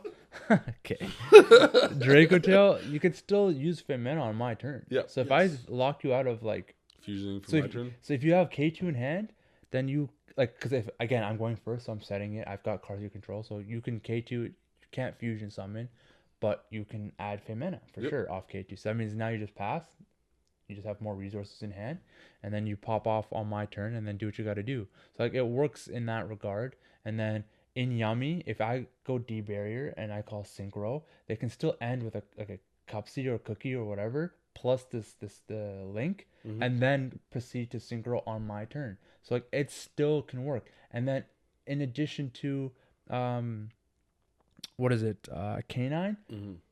on my turn. The 3 decks right now can all play on my turn. So it's like, is D-Barrier really that bad? And like you said, it's a weird time that it got hit in comparison to previous formats. It would have been crazy. It was crazy against against Ryziel, but it was crazy against Yubel, crazy against like Tampai, right? Because they can't do anything, right? There's something that you're treading around that I actually it was what the conversation that I had with my buddies. I totally forgot about it earlier. But the problem isn't always okay. I sound crazy saying this. It's not always necessarily the floodgates. Yeah. The floodgates were designed for a reason. Yes. And that was originally to keep the tier 1 decks in check. Yes. The problem becomes when they can use them. Exactly. And that's what we witnessed in Snake Eyes format. Yes. Because that's what you just explained. Because you're saying it doesn't really matter if you activate barrier on a Dracodale player, because they can just do it on my turn. He does it on my turn. Yeah. Whatever. That's the problem. Is I can play barrier. You can't do it on my turn. I can do it on yours. Yeah. I don't care about barrier. Yeah. You bury me all you want. I have Femena in hand. Yeah. I'll just wait. Yeah. It doesn't matter. Right? Yeah. You can't. That's the unfair part. Okay. If you're playing a strategy that doesn't play on my turn or doesn't play on turn 0 and I de-barrier you, what do? You lose the game. Yeah. You get your turn skipped, right? Yeah. That's the problem. Yeah. And then, again, financially incentivized, Branded doesn't play on my turn. Yeah. They don't have a way to fuse on my turn. Yeah. Consistently or in a way that's scary. But they have quick effects like Cartesia, and then they have things like Quem that can special from grave. So it's like if you just even set something up, like that's the biggest thing is you can still play around D-Barrier, at least in comparable to other floodgates. Yeah. That's why I don't think D-Barrier was that big of a deal. I don't. Because even if you D-Barriered me, okay, you call fusions, sweet, I can go Synchro. You call Synchros, I just have Tyrant. That's still very powerful for me, right? It's still good enough, at least. Or I could just set up a board of just interruptions, and like that's why it comes with your deck building skills. with your hand traps and your interruptions and how you layer it, in which that will give you at least another turn. You know what I mean? See, I guess like is the benefit worse than what we're losing with D-barrier? Right? Yeah. Now that it's gone, is that better for the game than having it was? Because I agree with you. It makes no difference. Because if anything, like I said, it now just has led to more degenerate floodgates. Because Grizel Prison came out of nowhere, Spell Canceller came out of nowhere, right? These are worse floodgates than Idol. Like, what the fuck? I can't summon. I can't summon. Right? Like D-barrier, like I can't do anything from like the extra deck. Okay, I just don't do anything from the extra deck. I can still select extra deck, from the select extra deck. It doesn't like Lynx is still fine. So like as a Blue Eyes player, like okay, I could still go with Spirit Dragon. I can still do like a Blue Eyes board, Jet, Blue Eyes White Dragon, and then follow up and have like if you call fusions, then okay, I don't go fusion, but I can have a ulti fusion set. Cause now I'm gonna think I'll just fusion summon on your turn, and then I'll just do synchro plays, and then I'll just end my board there. Right, and then if you call fusions, then okay, then or you call synchros, I just end on a tyrant, or I just don't end on anything. I just have a board of monsters. So you just have to think about it. You have to rethink your decision and your plays. And if you just don't have the hand to interrupt against your opponent, going second, or you have to now pass back because you just can't summon a monster, you can't put anything in grave to kind of work around, do a follow up. That sucks. Maybe you should have built your deck to consider that, right? Because people think about how they can play around Droll. People think about how they play around Nib. So if you're playing around those kind of cards, why not add D-barrier into the conversation, right? To answer your question, because I don't think you should punish decks for being mono extra deck type. Because look at Malice. Yeah. It's not listed on D-barrier. Yeah.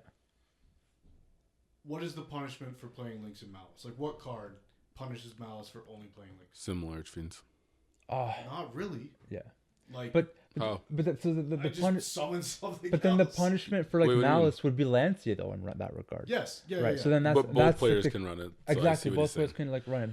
But that's the Malice is okay. I can't stop you from summoning your Malice monsters, but I can slow you down by not allowing you to banish monsters. Yeah. Right. So that's the thing. So like Shifter, for example, like that's a card that like I get why it got banned. Because it is shitty to deal with because most like 90%, more than 90% of decks can't deal with banished cards. Yeah.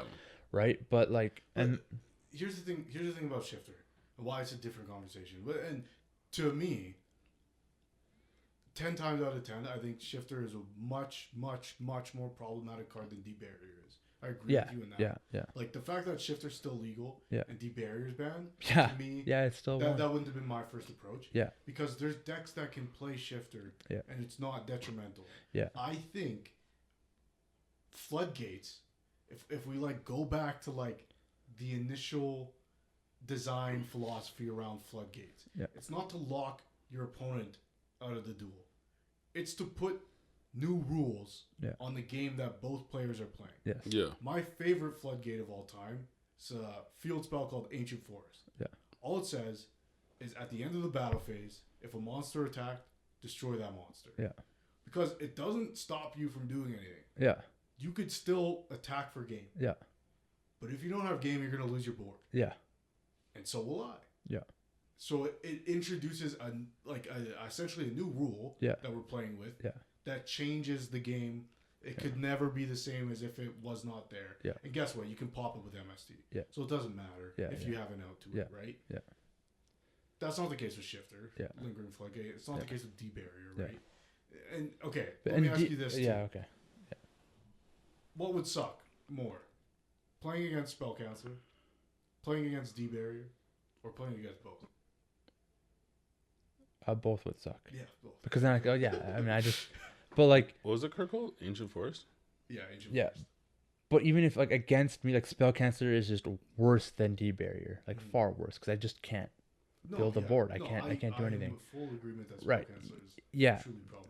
And then like D-barrier in itself is like I just don't think it was that bad because like, even if you can use it against me, you still lock yourself out. It doesn't affect just your opponent; it affects both players. Yeah. So if you do have fusions on your board and you call fusions, you can't trigger their effects. Yeah, or even in I don't think they can use their effects anywhere. So even if they were like in the graveyard and if two were sent to the grave to bring back Arthala and Gulamel, that could even trigger, right? You know what's a better version, a better floodgate of D barrier is if the card said neither player can special summon from the extra deck. Yeah. All extra deck monsters' effects are negated. Yeah. For this turn and the next one. Okay. That way, it's a true floodgate. Sure, I make my board. Gulamel or Thalion. You try to summon something. I activate this card I just made up. You can't special from the extra. Mm-hmm. But my monster's effects are negated. Yeah. And on my turn, when it passes back to me, they're still negated. Yeah. And I still can't special. Yeah. But you've suffered as much as I've suffered. Yeah. But I've benefited from going first and being able to set the card, right? Yeah. Yeah. To me, that's better design than.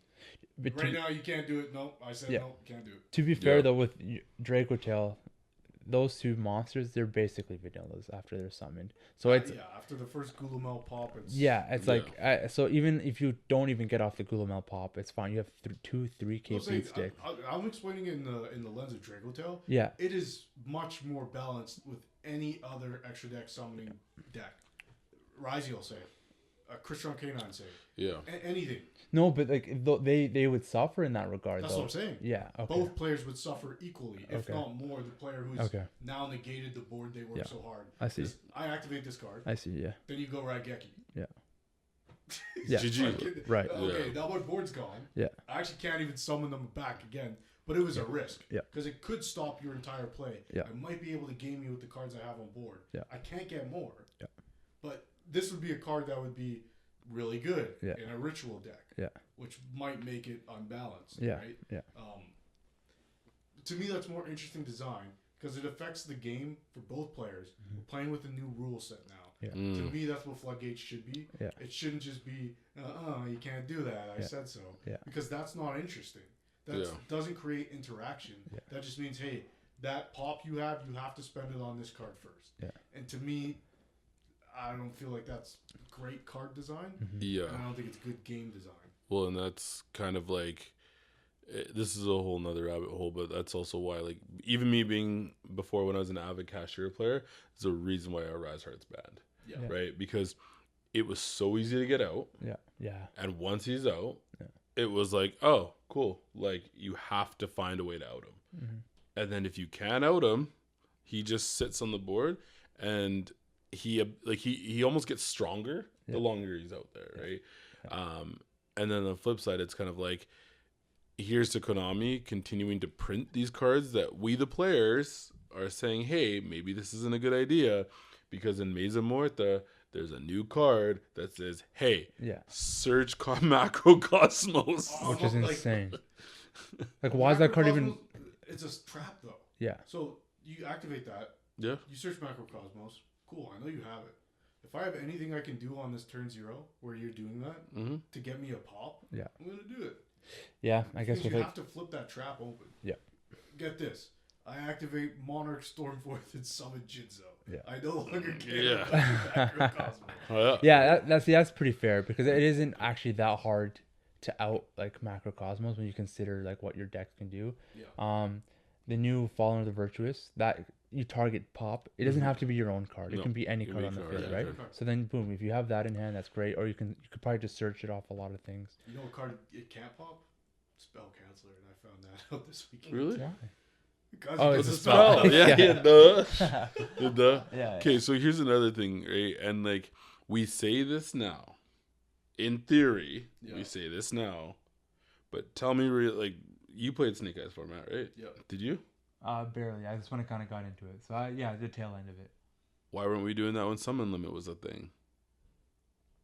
What do you mean? Why Summon Limit banned? This is a bad card. It doesn't promote gameplay. But it's a trap card. It's slow, right? Yeah. No. You know what I mean? Like, no, but in there's theory, a reason like, that there can be only one. There's only one, and all those skill drain. Skill drain. Yeah. There's a reason those cards are at 1. And to be honest with you, I think having those cards at 1 is the most, like, I find it hard to explain that. Either ban them or have them at 3. Sure. I think semi-limits are only a thing to limit the power of certain consistency decks. Yeah, that's fair. I think having a card that you have to hard draw at 1, again, just introduces that, like, that aspect of variance that feels very like sacky or fake to me. Yeah. Like it doesn't matter how well you build your deck. If you drew the skill drain or whatever trap it is, and you went first and you flip it up, now it just becomes you got to deal with this thing first, which I think is fine. Compare skill drain to Swords of Revealing Light. Like, sure. Oh shoot, I can't attack unless I pop the Swords of Revealing Light, which means I have to do that first. Yeah. Even that, like, there's a reason why people don't play Swords of Revealing Light bad, right? And it's the reason why when you can't play skill drain at 3, those cards see less play. Yeah. Because you can't build your strategy around it. It's a one-of. If you want to search it, you got to play Pharaonic Advent. That card also sucks. So like, so and again, this is kind of where it kind of ties into what I was saying earlier. It's not necessarily the floodgate based on the format that it's in, because we sit here and we're like, oh yeah, that card sucks. Yeah. Like I literally just watched that video where the new Albaz card says you can search a level 4 or 8. What is it? Spellcaster? Pharaonic Advent is a spellcaster? Yeah, it is. Yeah. You can search a level 4 or 8 spellcaster. Shit, imagine that, eh? And in with matching Albaz. Oh, the new Ecclesia. So the new Ecclesia. Yeah, okay. So what happens is the dominant tier 1 decks figure out, oh shit, guess we can play this card now. Yeah. Right? And what cards that we sit in this format now and are like, oh man, that card's slow. Like, why would you play it? When the new meta decks, so you'll see like the tier 2, tier 3 decks, all of a sudden they're like, oh man, we got to keep up with these decks. Mm-hmm. Okay, let's start playing these floodgates. Then all of a sudden Pharaonic Advent comes out along with the new Ecclesia. And it's like, oh, we can search it in branded? Yeah. What you may end up seeing is like Mitsu Dogmatica playing a copy of the new Ecclesia. Yep. Which will send it, search Pharaonic Advent, and now they can activate. They'll tribute something, which means they can add and summon it back, and then add a continuous trap card. Any continuous trap card, which means we don't solve the Mitsu Floodgate problem as a result of Burst Protocol. But we weren't expecting to. Yeah, well, yeah. Look, guys, I think floodgates are always going to be part of the game. Yeah. Mm-hmm. I don't think floodgates are inherently bad. Yeah. I think some floodgates actually are interesting. Yeah. And force you to play. It's like Secret Village. Like Secret Village is pretty dark. Yeah, it can go fuck itself. But what? You have to have a spellcaster on the field. You need a tribute summon monster for Grizel Prison. Or fusion. You need a tribute summoned monster? Or fusion. Or fusion? Or ritual. Okay. Yeah. It's like, the thing is like... But, so the thing with Secret Village, though, is it can just be bricky, because if you don't have a spellcaster, if you just to brick your hand, it's just a dead card in your hand. Yeah. It is a dead card. Also, I can pop your spellcaster, and now you've spell canceled yourself. Yes. Which is fair. Yeah. Yeah. The issue is seldom the card itself. Yeah. I think that exists for things like, maybe say Dice Smasher. Yeah. I don't think they ever anticipated when they made it that there would be a deck that turbos out 5s. Yeah. Sure. What I think the actual issue is when those cards become end board pieces of already super powered decks. Yeah. Yes. Yeah. Like Mitsu doesn't need a barrier statue in order to compete. No. You know what I mean? Yeah. Snake Eyes didn't need summon limit. They would have printed it on one of the cards they made for Mitsu, right? Exactly. But I'm not saying, again, like, it's tough to have this conversation not through the lens of, like, players shouldn't be doing this. I think players should. Yeah. You absolutely should. And you should have as many non-games as you possibly can until Konami loses the stubbornness about it. Yeah. And goes, okay. And I think to a certain extent they have, emergency ban list, but card design has changed. Like, we don't see floodgates like this get printed anymore as much, right? Where it's just like, yeah, your opponent can't do a thing, right? Yeah. A lot of cards that have locks on them let you do something first before the lock occurs. I think like a rare exception to this would be like... Habakiri? Yes. Would be like Spirit with Eyes of Blue. But Habakiri doesn't lock you. No, that's what I mean. Like, that's the problem. No. Sure. But like Spirit with Eyes of Blue, right? No matter how you summoned it, what happened prior to, it locks you into dragons. Yeah. Which means as a Sanctifier target, it's pretty oppressive. Yeah. If you're playing, say, Mitsu. Yeah. Now, good luck, you know? Yeah. Whereas, like, I feel like cards should be designed in, you can do this, but if you do, there's a catch. Yes. Plug it yourself, right? Yeah. Rahu Dracotail. Summon a Dracotail, you get to send one from deck. Hey, isn't that cool? You can't summon link monsters for the rest of the turn. Yeah. You can only summon fusions. Branded fusion. Same thing. If you're going to activate this card, you can't even summon nothing but purple guys from the action. Yeah. No, that's hard lock, right? Yeah. If more cards came with hard locks, and if more floodgates affected both players, then I think floodgates would be fucking awesome. Yeah. Because, like I explained, Ancient Forest, like, I just love that you go into a battle phase and you got to be like, okay, I do have game on board, but if this guy has anything set and I've attacked with all three of these monsters, I'm going to lose my entire board. Yeah. Right? Or I could put this guy on 1,000 life points, but I lose my board. Yeah. You know? Or I could attack with this dweeb, but he gets an effect when he hits grave. Might as well, right? And this is not a powerful card. This is like a go format card at best. Yeah. Right? It hasn't seen play in anything in years. But that kind of changing the dynamic of the game, to me, is like infinitely more interesting than just, I'm not going to let my opponent do this, so it's easier for me to win. Yeah. It's like, I design my deck around the fact that I actually want my monsters to die when they attack, because it's going to create a win condition for me, and it's going to force my opponent to have to play around this. Is different than, I'm going to tell my opponent they can't summon fusion monsters. Fun fact. You know Castor had that same lock too. It locked the player. Theosis. Once you activate it, you can only summon Xyz. Yo. Oh, wow. Yeah, but Castor also locked you out of every fucking zone you could summon something to. So you are not fucking innocent. Trying to slide that one under the table there, but yeah. You've seen some of those pictures where it's like all fucking 10 zones. Yeah. It's like, yo, this, you know, that was what, I came back to the game at that point after taking years off. Yeah. And like, I didn't even really play hand traps. I had like 3 Veilers. I'm like, this card was good. And then I watched this guy full combo Castor and lock my entire board. And I was like, oh, that's weird. Like, maybe the field changes or something. I didn't read the cards. I go and I was like, I can't summon anything. Like, this is the worst onboarding experience for a returning player. Yeah. Nevertheless, like, not even to mention like a new player. Yeah, it's funny that Matt says that, because like, think about like some guy that just came in right now. He's like, oh dude, I'm gonna play branded, fall into the virtues, like this is sick. And then all of a sudden his opponent puts like spell cancel on the field. He's like, no, you see all those like green cards in your hand, you can't use that shit. like yeah, because I don't think the answer is getting rid of all floodgates, because I think it just kind of ruins, like, just get rid of anything that just isn't a good time, you know what I mean? No. Or like, then we're like making it so that when they release a deck builder set, they have to make them balanced. Yes. And that is sticky. Yeah. And then like you said, like Spirit Dragon is like in itself like a lock. So then it's like, okay, then now people who play branded can abuse it. Yeah. A Sanctifier, but then it's like, well, do you ban Sanctifier? And I was like, I don't think it's a card that's like, it's not even fair to ban. Like, no, like Sanctifier is problematic. Don't get me wrong. Do I think it deserves to be banned? No. I would say no, but obviously not. Like, I'm not unbiased. Yeah. But it summons. Does it summon to either board or the opponent's either board? Right. So the idea is probably like so that you give yourself advantage, not like lock your opponent. No, you lock your opponent. Like, the idea of the card. Yeah. Is to summon Albaz to your side. Something to fuse with Albaz. So that you can conduct a fusion on your opponent's exactly. Turn. That's the idea. It gives you advantage.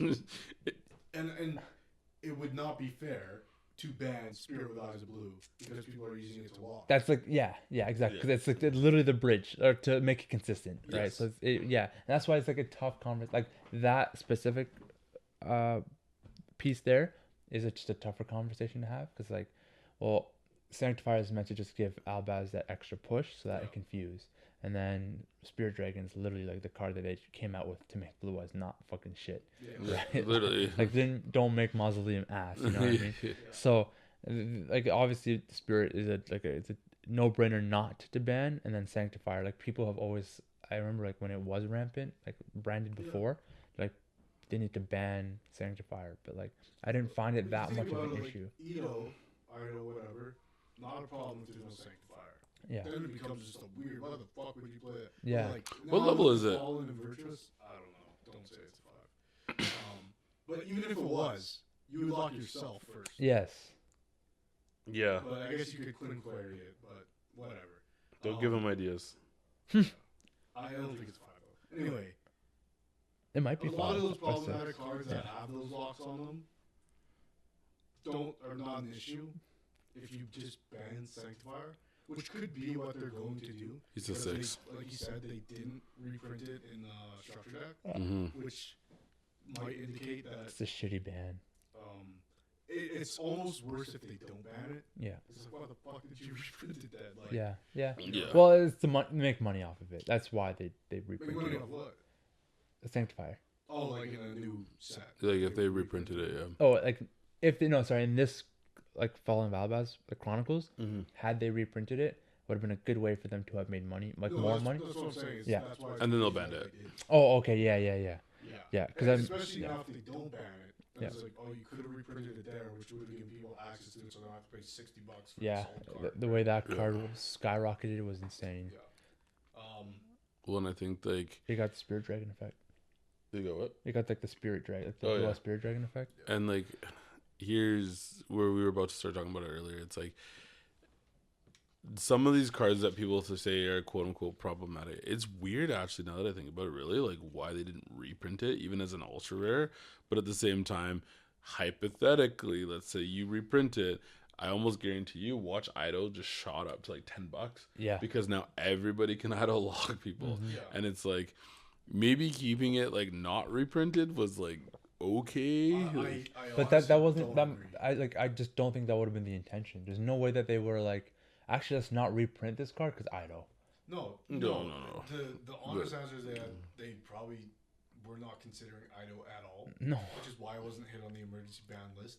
And if no one was using it, that D-barrier was hit to promote this product, then they would have hit Idol as well in an effort to curb. Yeah. I but think Idol wasn't seeing play. Like I'm sure there's like some sort of weird stat. Like they probably go like off deck builders and stuff. And who's running fucking Idol? Nobody. Who's running D-barrier? Everybody, because it was in a rarity collection. It was accessible. It's a known floodgate that's just easy to run. So you literally said the point that I was touching on. It was accessible. Yeah. Sanctifier isn't accessible. Yeah. Like, to me that's fucked up though. To me that's like an issue. Yeah, because it is a good card that should have been accessible with this reprint. It would have been like perfect. They added all the been accessible. It is. Barrier? Should it have been? Should it have been? Barrier? Should it have been? Yeah. Dim barrier? Oh. I don't think any card should be price locked for a new player. Okay, I agree with that. This is my personal belief, and it goes back to what we talked about the first time we came on. Talking about like rare OCG rarity. Yep. Yeah. I think if you're playing a game and you're committed to like, hey, I want to build a good deck in this game. Yeah. I don't think any card should be like absolutely, but not that one. Yeah. Like if you're playing Malice, you should be able to grab the Dominus Impulses. Yeah. If you're playing any deck, you should be able to grab Fulos, Peruli, or whatever. Yep. I think, and this is truly arbitrary, is the cards which they choose to print as secrets because they know they're meta relevant, which means by printing less of them, because there's less secrets than there are commons in any ultras, case, whatever, you're creating a lower supply for the demand, which is going to drive the prices up. Yep. For no reason, because I'm going to buy the box anyways. I'm actually more incentivized to buy a box if I knew I was getting a playset of Impulse. Yes. Yeah. If I know I'm getting a playset, I'll definitely buy the box. But if I know that if I know I'm going to get like a maybe one, bro, I'm just going to buy from Joe Blow, and he's going to make all the money. And that's also the thing too, is if they, like, let's say for example, you were going to get a playset of Impulses, ironically, it could also lower it because then you're only buying one box. You're not buying multiple boxes. Yeah. You're only buying one. But but if I really want that card, I'm not buying more than one box because it's $90 a box. I can just get a play set for like $120 as opposed to buying or spending $180 for 2 boxes and maybe get one. Think about it this way too. He needs Impulse. Yep. He buys 3 boxes. He pulls 1 maybe. Okay. If there was 3 Impulses per box, he's buying a box. So am I. Yeah. You're probably gonna buy a box too, just to add. Fuck it. This is what we do. Where you play, I might play this one day. Yeah. So it's okay. Like I need to have it. Yeah. I actually bought 3 Spirals. spirals. But it's like if like, you might get exactly. if you might get one, like might, then I'm not gonna spend $90 to maybe get the card. Then I'll hope to pull it when I'm pulling packs at locals. Yeah. I'm not gonna buy a box. Yeah. When I first started was actually as Rarity 1 came out right before that, because we didn't know that was gonna happen, and I was playing Rescue Ace and I needed Prosperity. Yeah. It was fucking $80 for a secret rare. Wow. And you needed 3, so you were paying $240 to get Prosperity. Yeah. And then the next month Konami was like, hey, guess what, guys? We just reprinted the card as a super rare. Yeah. And but so with me getting into the competitive scene in the last, like, I'd say 2 years, I learned real quick how Konami runs with these meta cards. How I saw what they did with Diabell and SP. Yeah. And the reprints, I was like, wow. Because they went right into Rarity Collection real quick. And then the Charmy's coming out, and I was like, yeah, it came out in the Rarity Collection. I was like, thank God, I'm not. Like, I'll get them when I get them. You can play with commons now if you want. Exactly. And then the tins too, right? They came out with the Dominus cards as well. So it's like, if you want to keep up with it for competitive sake, because if you're just like going to YCSs, get them when you can get them. But like, if you're just chilling, you don't really need it, just wait. But that's the problem I have with it. Yeah, I think you should get them whenever you like. The moment they're out, it should be accessible. It should be accessible. Like, in my opinion, local stores should just be getting like a bunch of commons, so that way they could sell it like $1 a piece. Yeah, and just so that way people can just go in and be like, yeah, just give me 3 of these. All right, Pokemon here's energy. The commons. You know what I mean? Yes. Sorry. Pokemon energy. Like, it doesn't matter what fucking Charizard I'm playing Charizard. Yeah. If you're a new player and you come and it's like, hey, you're gonna have to spend $1,000 to have a deck that's competitively viable. Yeah. And you'll still get dog walked by a floodgate. Right? Like, that's part of the issue, right? But they go, okay, well, no, I'm not comfortable with that. I'll spend $100. That seems pretty reasonable. Yeah. You know, adult with hobby. That's your hobby money. So, okay. With $100, you maybe put together what deck? Let's say Blue Eyes right now. Yeah. Mm-hmm. Like low rarity Blue Eyes. Yeah. With no Primite stuff. Yeah. You're not winning any games. Yeah. Right. So it's going to be tough to get that person to come out every week and lose. Yeah. To the point where they're going to be willing to spend money. Yeah. Like, we've firsthand seen people be like, enough of this. I'm done with everything. Yeah. You know? Throw the shit in the trash. Yo, before we get out of here, guys. Okay, hard pivot. Cool. Drake Hotel 101 YCS. Yo, I just need to speak about this for a minute. Give a clap for the when I played Malice, that was the conversation. Dominated the conversation. Okay. Well, you smell so good. How come I never won a YCS? Yeah, I guess. And I didn't have an honest answer. I'm like, yo, it's crazy. I just hope someone else does it. So it's not on me. And I am very surprised that Malice never won a YCS. Yeah. It's a very strong deck. They won one. It did one? Once. They never won a YCS. I could have sworn it didn't. But again, I am very surprised with what that deck produced. It's fucking crazy. The end board was crazier than Raaid, in my opinion. But Yuge probably won a YCS before they did. Yuge. So Drake Hotel 1, pretty cool. I just want to talk about the list a little bit. Okay. We've had conversations about. There is no single mouse with YCS one. Yeah. Shit. Which engine, which is the best way to play Drake Hotel. My personal list had changed so much recently. Maining Super Poly, putting it in the side to play Fallen in the Virtuous. So it was just really cool to see a list that was like very bare bones. Like, this is the most vanilla Drake Hotel branded list. Yeah. Main deck anyways that you can run. When I seen it, I was very surprised with how abrasive it might have been in comparison to like other Drake Hotel builds. Yeah. And which I think is a good thing, because you didn't need much to it. It's not playing any degenerate floodgates. It's not even playing like the Kowaki Meru Drago. Yeah. Not playing Grizel Prison, which was a really key point of note here. Yeah. It's playing very straight up cards. A lot of cards we talked about today as being fair cards. Like, it's running 9 Charmies. It's playing effect. 9 Charmies. Yeah. All 9. Not in the main, but 6 in the side. Yeah. Wow. It's playing 4 Bestials in total, 3 in the side. Okay. Effect Veilers in the side, which is the oldest hand trap in the game. Not the oldest, but one of them. 3 of for Veiler? 3 of for Veiler. Wow. And Castir Fenrir is the final side deck card. Mm-hmm. And then in the extra, You have your regular SP that no one ever makes but always plays. Spirit with Eyes of Blue, Spheres, Felia Regis, Chaos Star Source, a small branded package comparatively. So Lubellion, Albion, and Sanctifier. Yeah. Then 2 Secretarions. 1 Mysterion. And then triple Gulumel, 1 Pan. The main deck list is like your standard. Lucaeus at 3, Finmana at 3, 1 Frixel, Malulu at 3, then 3 of the big dragons, 2 of which are Pans. Yeah. And 1 Albaz, 3 Fua, 3 Ash, 3 Droll, 3 Bell, 3 Nib, 1 Magnamut, 3 of each of the Dracotail spells, 3 of each of the traps, and then 2 branded fusions. So, sorry, was it one Arthalion he was running? No, 3 Arthalions, 1 Gulumel. Okay, you said 1 Pan for some, like at the end of the fusion list there. Oh, okay. Yeah, I was confused. Okay. I think it's very interesting that like a lot of players were doing that, and I respect it.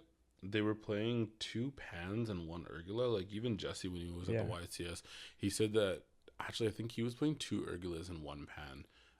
Which YCS? Vancouver? Vancouver. He was playing, I think, a lot. I think he was playing 3 of Pan. Because those are the bricks of the deck, right? Like if you open them, they're just... You don't really want to see them. So why are people playing more than one? Because it seems like it's just one-offs, and then you just shuffle them back. So the reason is most people are playing Urgula at 1. Yeah. I've seen people play Urgula at 2. It's a spell pop, right? And the other one's a monster pop when it's used. Yeah. You really only play them, in my opinion. This guy's got 2 reasons to play them. But in most cases... you play 2 of them because you want to see enough Dracotail names in hand if you open Femena. Yeah. Because if you open Femena, Lucaeus, and no other monsters, it doesn't do anything. Yes. But what's more common, I should say, is you open up Femena, 3 hand trap monsters, but no Dracotail name, you can't conduct a fusion. Yes. So that's shit. Right, and it kind of defeats the purpose. So you're just trying to up the names of Dracotails you have in the deck. Gotcha. So this one plays 9 and 4, so 13. I got to run Frixel? Frixel, 1 Frixel. Yeah, 1. Okay. But also, Pan is a level 7 dragon, which means it is fusion material for Felia Regis. Okay. Oh, right. Yeah. And it's interesting based on the player's playstyle. Like, for example, I was looking at Jesse's list. He was running 3 Plan on 1 Urgula. Pan is seen as being one of the better ones because it's a non-targeting pop. Yeah, and in addition to the fact that you obviously run 3 Malulus, which is a non-targeting negate, as long as that card's on the monsters on the field. Between those two, like, I don't really feel like Urgula comes up as much as people, and that's probably why they don't play him at 2. Yeah, I feel like Urgula's more utility in that, like, it's your send-off Rahu to get back your Femena. Yes, and then if you need to, you can non-targeting pop a back row. Yeah. But it's not like a mandatory one. Yeah. Less utility. People are always going to have a monster on board to negate or pop. Yeah. A face-up spell is usually more rare. Yeah. So, in which you can just use Flame anyways. Yeah. Worst case. And especially if you're talking like turn 0. Yeah. They, like, you say they go Jokul, summon something else. Yeah. There's a window in which you can activate Femena, pop, both, bounce the other, you know? So going back to that guy's list, it's very interesting to actually see that, like, his branded package is very small. Yes. Yeah. It is 1 Albaz, and that is it. And 2 fusions. 1, he literally is using. And 1 Albaz, yeah. He's using the fusions as almost like an extender of like the main Dracotail, yeah. Which is interesting because like, what was it, like 2 weeks ago when I won locals, like my deck list is pretty heavy. It was like I was already being corrupted by Despia. No, let's see what I did there, Despia. All right. I was, and it's funny because like as of this week, I've like fully switched over to playing branded, and I actually feel like now that D barrier is gone, it's gonna be a lot more. It's going to be a lot more prevalent because it can do more things. Yeah. The only downside is branded side always ran into Nibiru. Yep. Like you play the branded side, you're running into Nibiru. Yeah. The other one too is Droll, as well as Foolos. The nice thing about, and that when I was playing against Nick today is like I noticed when I was playing pure Dracotail or branded, I don't care about full loss. You fool me? Cool, you get 2 draws, fix your hand. Yeah, sure. Pretty much, right? You go -1, you fix your hand, and then you get +1. Yep. And that's my end board, right? Whereas when you're playing all the other decks, especially like playing pure branded now, it really hurts. Because you're just like, how far do I go? Yeah. How much do I give them? So, yeah, that's my 2 ends. Yeah, I took that away from the video too, because like there's noticeable omissions, like Mirror Jade's not in his list. So for me, in my branded package, I was playing Cartesia in addition to the Albazin deck, and I was playing Mirror Jade in the extra and Titaniclad. Yeah. Because Titaniclad worked in a not convoluted, but basically a combo where you can out-liger by summoning a Titaniclad big enough to attack over him. Yeah. With using a Kaiju as material, which made it so that you can Arthalion bounce the Kaiju out the other liger. So that was the only reason. I pulled off that combo a record number of 0 times. Oh. And I'm sick of seeing a common Kaiju in my extra, so I was like, okay, this is reason enough. Okay. And in my matchups with Lunalight, I've just been able to hand trap them to the point where they can't do shit. Yeah. And when I was playing things like Super Poly or Fallen into Virtuous in the main, I was giving up my ability to do that. So the one game I played against a Lunalight player while on those builds with more spells in the deck, I felt like I was missing the last hand trap to truly stop them. Yeah. Lucky enough, I won the match I played, but I feel like it's kind of going back to what Jesse Cotton said initially after YCS Vancouver. It's like, this deck gives you the ability to play a lot of non-engine hand traps, so why wouldn't you? And then it bubbles up around this conversation of, you know, board breakers versus hand traps, whatever. But it's cool to see that this deck list is playing it so straight up and down. Like, there's no like crazy niche text in here. There's no like Spoon. There's no Magistas. Yeah, it's like if you draw like Branded Fusion going first, you make Sanctifier and that's it. Yeah. Like, you're not doing the Albion for Lubellion for Mirror Jade thing. And honestly, like, I was explaining this to another friend of the show, Taz, who's switching over from Canine Dracotail to Branded Dracotail. Explaining, like, when you go Branded Fusion, you can't have spheres already, which is another thing this guy was playing that a lot of people have since dropped after picking up the Branded variant. Which means when you get nibbed, you have nothing, right? Like, if you make spheres and you get nibbed, at least you get a summon from deck. You maybe go Magnemite, search something. Oh, does Sphere say if this card is tributed? Tributed, yes. Mandatory didn't effect even know when that. it's tributed. If you go first and you go Arthalion, Gulamel, then Branded Fusion for Albion, for Lubellion, for Mirror Jade, you've summoned too many times and you're going to get punished. Yeah. So you're banking on the fact that people don't have it, which means you're playing blindly into Nib, which, you know, can go either way. You're either going to lose that game or win that game. And if the payoff is a single non-target banish and potential board wipe, I don't know if it's really worth it if you're also running the risk of getting board wiped for free. Yeah. So I think by Aditya's logic, this is a way more like meat and potatoes way to play the deck, which has the same ceiling. Yeah. Or if a little bit lower ceiling because you're not making Mirror Jade. But instead, like I said, instead it's the Opta Ophelia Regis, which I think, you know, the targeting thing, like, there's not a lot of non-targetable monsters right now. Like Lupus, this is the one that sticks out to me. Obviously, Liger, but besides that, I think the difference between Ophelia Regis and Mirror Jade is pretty comparable. Yeah. The board wipe is the main difference. Yeah. But like, this list is like, I don't know, it's refreshing that it wasn't like you got to sell your soul and throw 3 prisons in the side. You know? Yeah, he didn't flood you, which I appreciate. It's funny because, like, as we're talking here, random thoughts that go through my head here is I just realized as of the last YCS officially, each one of the Justice Hunters decks has won a YCS. That's beautiful. That's very good. That's very good. Yummy won Vancouver. Yeah. One of few.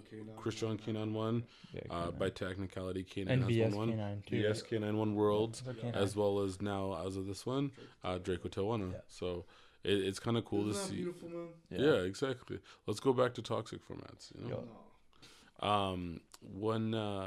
One last thing I'll throw out there is, and this is maybe a discussion for the future, but one thing I noticed is we may be transferring back into our main set series here. I don't know if anybody noticed that or picked up on it, but like Burst Protocol has a bunch of like broken, busted new support.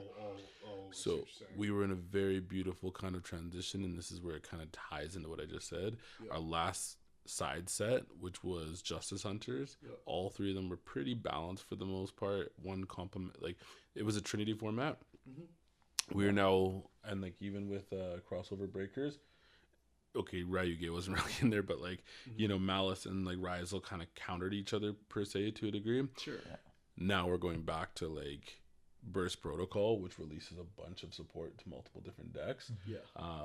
Also why I picked up Branded is because they're gonna like Burst Protocol, the next main set, they are probably gonna have very powerful cards. Forbidden Crown, what is it? Yeah, Forbidden Crown, isn't it? Yeah. So now we're probably gonna go back to a format where it's like $90 card watch and busted. What I appreciate now is like this is, at least in my starting to play the game again in the last like year and a half, this feels like the most cohesive release, not schedule, but like this is their best foot forward. Mm-hmm. Justice Hunters. Yep. Because it gets a round of support, and now it's getting a second round, which we don't commonly see from the deck builder packs. Mm-hmm. It's usually one and done. Mm-hmm. Yep. I think even Malice was just. They got one. Yeah, Alliance Insight was, you know, you got the A codes and March Hare, whatever. Yep. Rise got Star. Yeah. This is our second wave of support for Justice Hunters. Mm-hmm. No, I don't think it's the most crazy. With Dude, right? You're talking about? No. Dude was the first. Burst Protocol. Burst Protocol. There's more support in that? Yeah. Oh, shit. It's missing a Draco Tail spell, in my opinion. But quick play fusion. Saurus is a card. It could be played. Yeah. I'm pretty sure the K9 card's crazy. It is nuts. Board wipes, negates, and does something else. It board wipes, it negates, and it's got some other weird, stupid effect. Crown's what you need to out it. And I think the Yummy card's pretty bad too. It's like a trap or something. Yeah. Yeah, I heard the trap is not good. Like, I think that was like, it's probably just gonna be a common. But it seems like, and even with the addition of like the structure deck, now getting support as well, it seems like it's a very cohesive in the way they're like releasing product. Yeah. And like they have a plan. They had a plan. Yeah. Which feels very different from like years prior.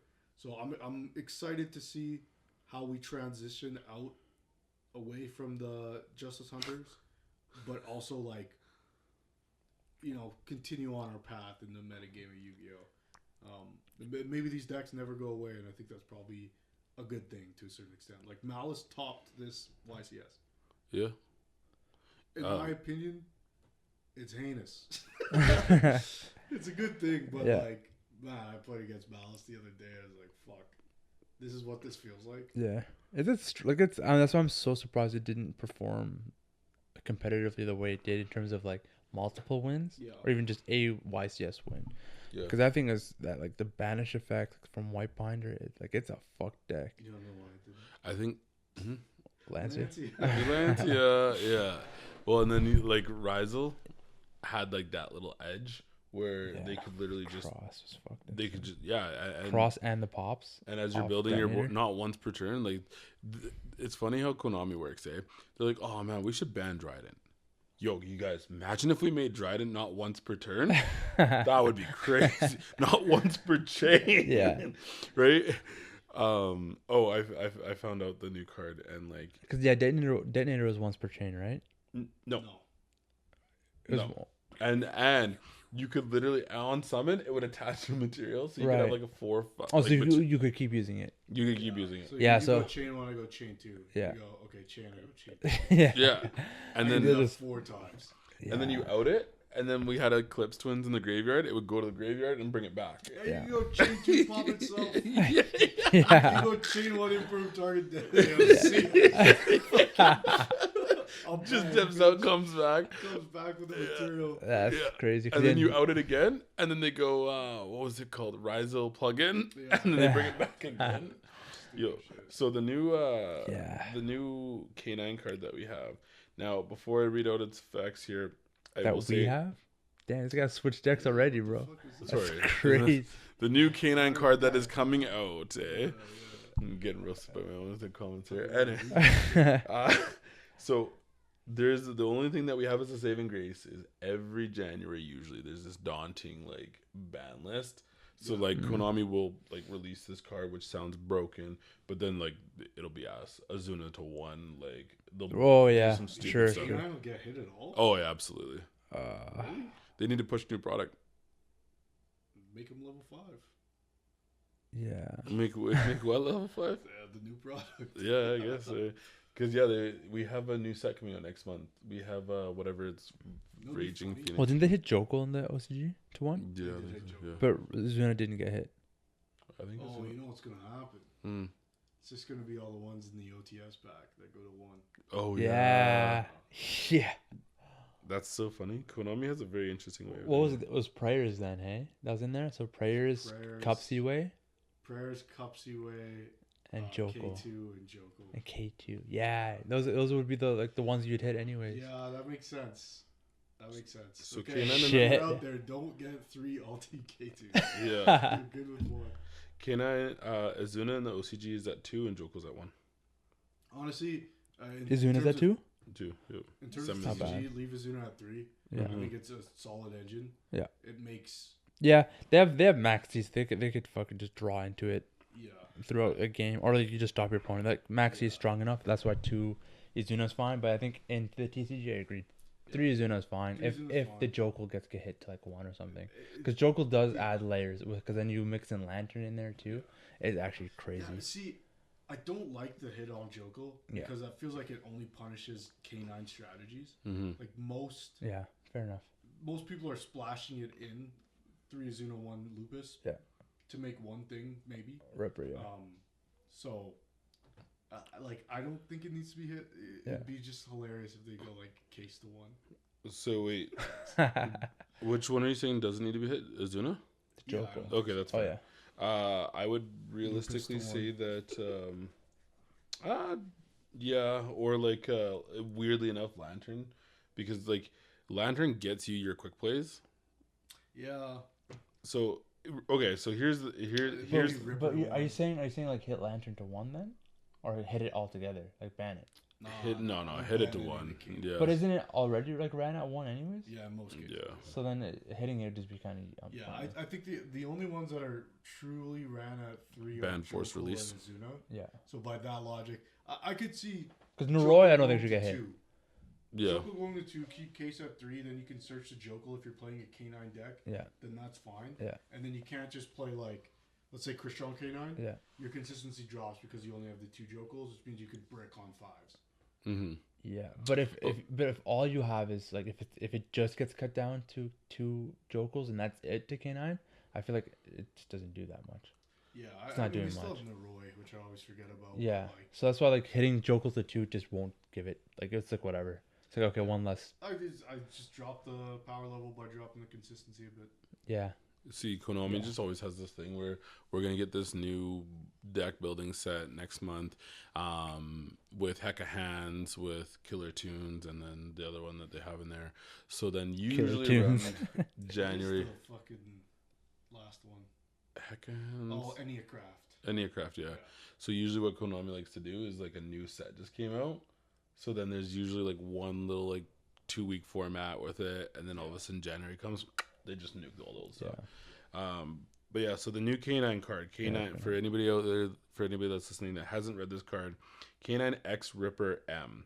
He's a rank 9 wind, Beast XZ effect, 2 level 9 monsters. You'll never make them generically. Oh, he's generic. 2 level Generics. 2 level 9s. No. Eights. I think they're 8s. Are they? Yeah. What is Mitsurugi? They're 9s, aren't they? No, they're 8s. They're 8s. Yeah. Okay, good. Generator. There you go. So you can only use each of the 1 and 3rd effects of this card's once per turn. The first effect is if this card special summoned by the effect of a canine spell trap, you can target up to 2 cards in your opponent's grave and or banishment, shuffle them into the deck. Non-target. Oh yeah, target. Second, if this card attacks a defense position, inflict piercing battle damage to your opponent. And how much attack does he have? He has 31. Oh, but if you have what's it called on the field? Not Jax. Case. He gets an extra 900, so he become 4K. But yeah, okay. And then when you're I think if he has Jax's material though, he can attack twice. Yeah, I think so. Crazy. And then when your opponent activates a monster effect, quick effect, you can detach 2 materials from this card, negate that effect, and then destroy all cards on the field. All cards. So including itself. Yeah, if it just says all cards, yeah, it would destroy himself. That's pretty gnarly actually. And so he's a dark hole. Yeah. So like cards, not just monsters. Yeah. Complete board wipe. So basically, Ghidorah. Yeah. Is there cost for removal of like the material? Detach. Yeah. You can detach. Semicolon. So he basically, on special summon, if he's used with a canine spell trap, so you would use force release or you would use release restraint, then he can target up to 2 cards. Like you go like Lantern, search the force release. Yes. Battle phase. Attack whatever with Jax. Slam down the force release. Put this over top of Jax. He's got 4K and 2 attacks. Yeah. So clear the board. Attack for 8K. Yeah. Win the game. And you bounce back. If you chain it right, you can like get rid of your bounce backs off Arthalion, and that could be even off like the Yummy too. Like if chained right, you can really screw over their summons from grave or bounce back from graves because you shuffle it back. So it just kills. Yeah. And then especially like fan managers going. This might actually make Canine a decent a pure strategy. Yeah. Like I haven't read those other released cards. Yeah. But if they do a similar thing to the force release, albeit a jankier way, like the play could be like make Jax, make Werewolf over top of Jax, and then it becomes like a battle phase deck where you're attacking twice with Werewolf, twice with they just make K9 a fucking because that's what we need.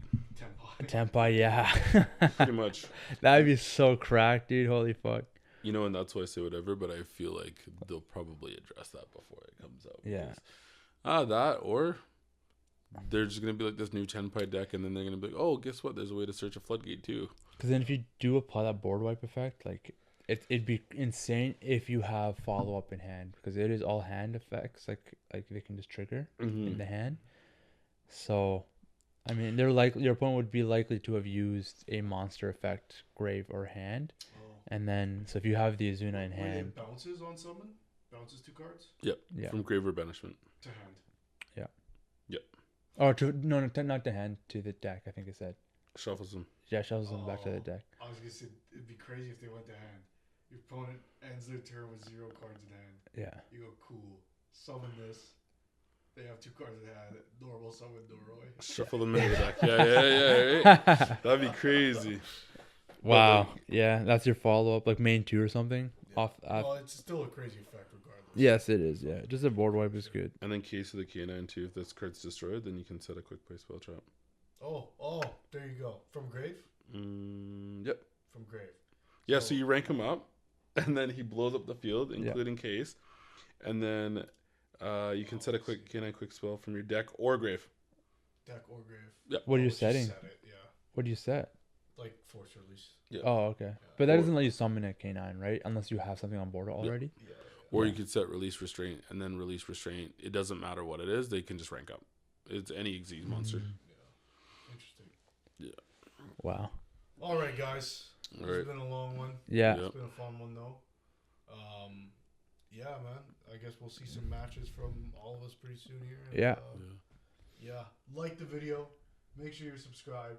We got a lot of matches coming out, actually. I'm finally getting around to editing some of these. So heck yeah. yeah, check out the one with me and Andre. That's an all-time. That is one of the most autistic things I've ever been part of. Some crazy shit going on there. Stand by. Sam, main thanks face. For coming on the show. Thanks for having me, guys. We'll catch you guys next time. Peace. Deuces.